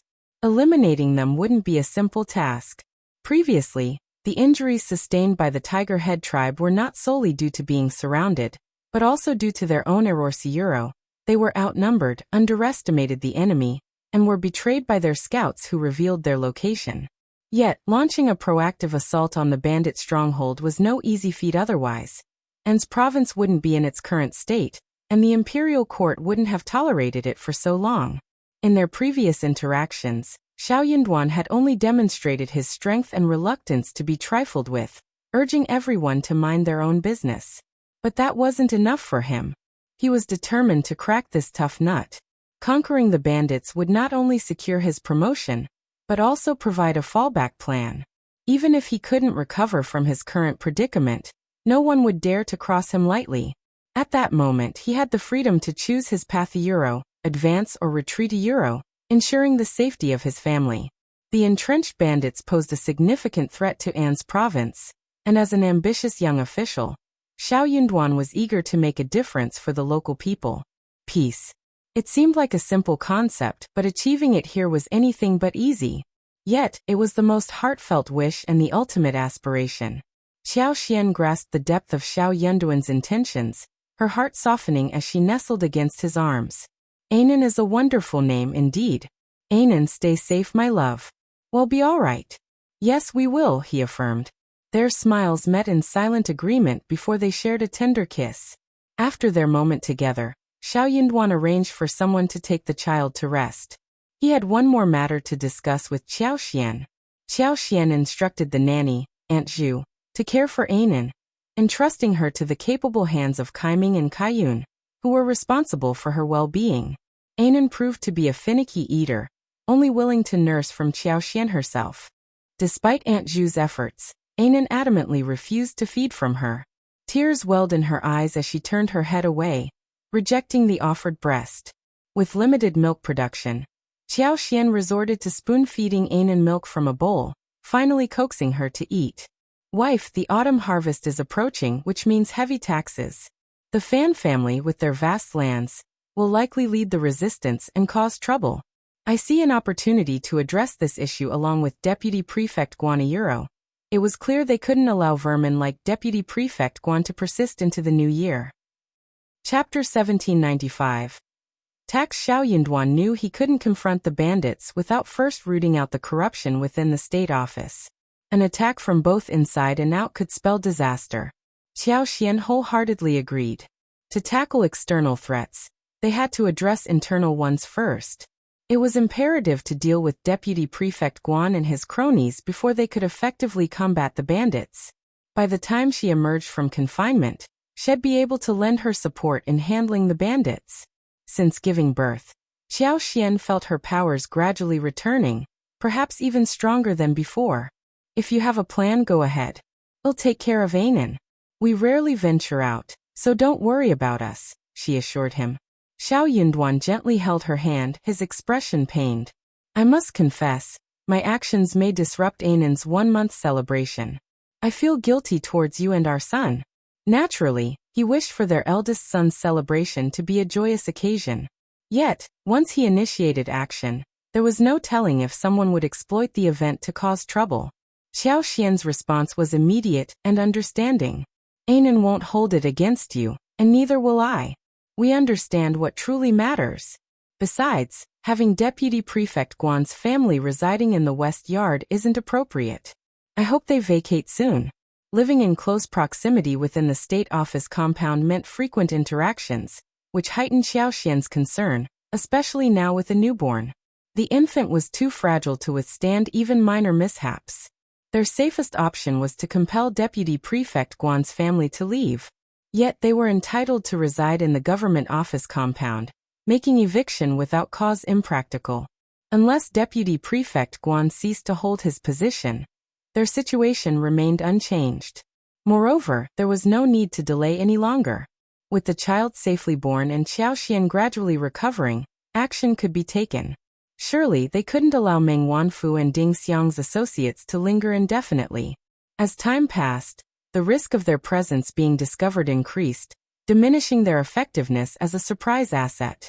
Though Xiao Yunduan knew Xiaoxian would support his decision, he couldn't shake the guilt. Gently he touched her face, offering reassurance. Reminding himself to treat her kindly, he vowed to do just that. The following day, Xiao Yunduan convened a meeting with Deputy Prefect Guan, Jia Heming, and other officials to discuss post-harvest taxation. As per Great Qin's regulations, families were obligated to pay taxes in the form of public grain, determined by the quantity and quality of their lands and crops. Even noble families enjoyed only partial tax exemptions, with the rest payable in taxes. While some noble families skirted the rules to some extent, the imperial court typically turned a blind eye to minor infractions. However, concrete evidence left no room for escape. Anne's province's past accounting records were murky, susceptible to investigation. Any revelations would throw the entire province into disarray, rendering it ungovernable. Thus, Xiao Yunduan had refrained from delving into the past, opting instead to publicly address the issue, providing a semblance of reassurance to the populace. Chapter 1796. Fan family. However, starting this year, adherence to the laws of the Great Qin Empire and the regulations of the state government became imperative. Although the large and small family clans associated with the three major families were reluctant, they dared not defy them. They simply followed their lead, albeit begrudgingly. Previously, the situation had been manageable. But with the imminent autumn harvest, it became evident that the Fan family, boasting a vast plantation spanning 150,000 acres, would face substantial tax obligations under Great Qin law. Aware of Old Lady Fan's formidable character and the strained relationship between the Fan family and Lord Xiao and his wife, many eagerly awaited the outcome of this impending tax collection. Xiao Yunduan convened a meeting with the deputy prefect and outlined two directives. Firstly, they were to verify the acreage of fertile land in Anne's province, ensuring it aligned with government records. Secondly, preparations for post-harvest tax collection were to be made. Given the tight time frame, it was impossible to conduct thorough investigations across all families from the major clans to the affluent households. In reality, as long as the three major families cooperated, the compliance of other families was assured. However, the pivotal question remained. Would the three great clans, especially the Fan clan, cooperate? As Xiao Yunduan broached the subject, silence enveloped the room. After a moment, he glanced at his colleagues. This matter concerns the stability of Anne's province and each one of us. Does anyone have anything to add? Taxation was essential for funding various public projects vital to the welfare of Anne's province's residents, including infrastructure repairs, canal maintenance, and provisions for emergencies like famine or shortages. Initially, a portion of the taxes collected across various regions was expected to be remitted to the national treasury. However, Anne's province operated under unique circumstances. For over a decade, it hadn't forwarded any taxes to the imperial court. Naturally, the imperial court wasn't inclined to provide funds to Anne's province without justification. The province had to rely on its own resources. Any prefect daring enough to request funds for food distribution risked investigation by imperial officials. Failure to justify such requests would spell trouble for the prefect. It was deemed unreasonable for a region to be self-sufficient without contributing taxes. Consequently, prefects refrained from petitioning the imperial court for financial aid, preferring instead to borrow from local affluent individuals. Given the prevailing submission, dissent was unheard of. Yet, Anne's province defied conventional norms. Here, strength often trumped logic. Xiao Yunduan grinned. In that case, let's proceed as follows. Deputy Prefect, you'll oversee the land inspection. Within 10 days, we'll scrutinize the holdings of the 3 major families. Prior to the autumn harvest and tax collection, I expect all families with over 300 mu of land to undergo examination. Chapter 1797. Pulling together, handle this matter separately. Personally oversee the inspections of the 3 major clans. If any issues arise, inform me promptly, understood? Xiao Yunduan instructed. Deputy Prefect Guan seethed inwardly. What could he do? Certainly not this. Wasn't this essentially setting him up to offend someone and face the consequences? In the past, he might have agreed without hesitation. It would have been easy euro, just a matter of deceiving them. But now, he doubted he could deceive Lord Xiao. Were the 3 great clans individuals he could afford to offend? He certainly didn't want to provoke their ire. What would he gain from offending them? He could kiss any hopes of skimming from tax collections goodbye. Given the circumstances, why subject himself to such a thankless task? Yet he couldn't refuse. His previous mistake had been convalescing for so long that Lord Xiao had capitalized on his absence to suppress his allies and consolidate power. By the time he returned, it was too late. Now, with Lord Xiao assigning him a task and him citing illness, it would only broadcast his fear and incompetence to everyone. Life in the state office would become even more unbearable. His already dwindling prestige would likely vanish entirely. My lord, entrusting me with this task demonstrates your trust and regard. I accept your orders willingly. However, I do have a request. Please assign Jia Heming and Jia Shuming to assist me. Grant me this favor, he requested. If he were to fall, he wouldn't let Jia Heming bear the burden alone. The scribes exchanged knowing glances with their peers, silently acknowledging the deputy prefect lord's astuteness. Xiao Yunduan turned his gaze towards Jia Heming. Internally, Jia Heming sneered. Rising from his seat, he bowed to Xiao Yunduan. My lord, I have always been eager to assist you and serve the people of An's province. Am more than willing to take on this responsibility. You've made the right choice. Xiao Yunduan exclaimed with a hearty laugh, nodding in approval. In that case, you'll collaborate with Deputy Prefect Guan. Proceed with haste. Should you require additional manpower, enlist support from the government office. You have my backing. Thank you, my lord. Deputy Prefect Guan grew weary of hearing Xiao Yunduan's praise. While he remained indifferent to Lord Xiao's compliments, he couldn't stomach witnessing praise lavished upon others, particularly Jia Heming. With the matter settled, word of it quickly spread throughout An's province, disseminating to the 17 subordinate towns. The Mei family possessed the smallest tract of fertile land, concealing a mere 2,000 mu. However, they hadn't intentionally obscured this information. It simply hadn't been worth the trouble to register with the government. Regardless, their tax payments were deemed acceptable, sparing them from serious scrutiny. The Mei family viewed the issue as inconsequential, intending to rectify it in due course. They deemed it unwise to engage in conflict with the prefect lord over such a trivial matter. Similarly, the Hua family, ever cautious, found themselves in a similar predicament. They neglected to record land acquisitions out of convenience, confident they could rectify any oversights when necessary, all while maintaining cordial relations with Lord Xiao. Given Lord Xiao's formidable reputation, the Fan family, still nursing resentments from prior misfortune, opted to refrain from provoking further ire.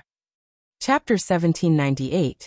Deliberately targeting. Thankfully, Lord Xiao proved to be a reasonable man, refraining from exploitation or seeking undue favors. Consequently, the burden on their shoulders remained manageable. Only bandits would dare openly defy the government's authority. Such behavior was simply unheard of, especially on the surface. However, if the Fan family managed to astound and excel in this endeavor, they stood to gain significantly. It was a scenario to hope for. The Hua brothers exchanged jests in private, pondering the unpredictable tactics old lady Fan might employ this time. With a vast expanse of 200,000 mu of fertile land, the Fan family's decision not to utilize government-provided seeds resulted in a yield akin to the previous year euro, roughly 600 caddies per mu.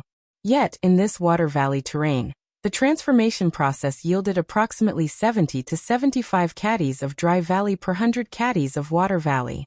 Consequently, the output translated to around 430 to 440 caddies per mu of dry valley. Calculated against the tax rate of 30 per grain imposed by Great Qin, the Fan family faced a staggering obligation of nearly 2.89 to 3 million caddies of grain a euro, a substantial sum by any measure. Naturally, the Fan clan would not acquiesce readily. Even if Lord Xiao proposed a compromise, suggesting they pay half, the Fan family would undoubtedly resist.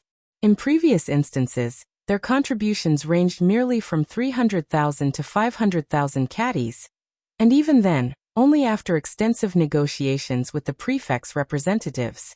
Now, confronted with a demand for 3 million caddies, the spectacle promised to be grand indeed. The Huo brothers found themselves slightly exhilarated by the unfolding drama. Meanwhile, Old Lady Fan seethed with indignation. This was simply intolerable. Old Lady Fan was convinced that Lord Xiao had deliberately targeted the Fan family. It was widely acknowledged throughout An's province that the Fan family possessed the most fertile land. So, why would Lord Xiao choose this particular moment to exert pressure on them? If it wasn't for personal gain, what could possibly be his motive for singling out the Fan family? What added insult to injury was the glaring realization that, despite their awareness of Lord Xiao's self-serving actions, the Fan family felt powerless to openly confront him. Adding to their frustration, Xiao Yunduan had supplied superior rice seeds this year, and although the Fan family had initially intended to inconvenience him by borrowing seeds elsewhere, the plan backfired spectacularly. Not only did Xiao Yunduan resolve the issue effortlessly, but he also obtained significantly better rice seeds than the Fan family. Each mu of farmland using Xiao Yunduan's seeds boasted an increase in production of at least 30%. The implications were staggering euro. If the Fan family had utilized government-provided rice seeds, their harvest this year would have been monumental. This revelation left the leaders of the Fan family, including Old Lady Fan, seething with rage, bordering on physical illness. Behind closed doors, they became the subject of ridicule and mockery. To exacerbate matters, Fan Ruyan, in front of Madame Lady Qiao, unleashed a torrent of accusations, insinuating that Lord Xiao had intentionally deceived the Fan family. Despite possessing superior rice seeds and being aware of the Fan family's extensive planting endeavors, Lord Xiao failed to inform or assist them in any way. Such neglect, such incompetence as parents. Now, to compound their misery, Lord Xiao showed no remorse and had the audacity to demand taxes from the Fan family. It was the height of tyranny. Old Lady Fan concurred vehemently. She doubted whether the Fan family would have even accepted the rice seeds had Xiao Yunduan offered them, even if they had to beg. The notion of purchasing them was out of the question. Euro free or not, the Fan family would have rejected them outright. Thus, when the Mei family and the Huo family sent their female representatives with gifts to congratulate Lord Xiao, the Fan family remained conspicuously silent, biding their time.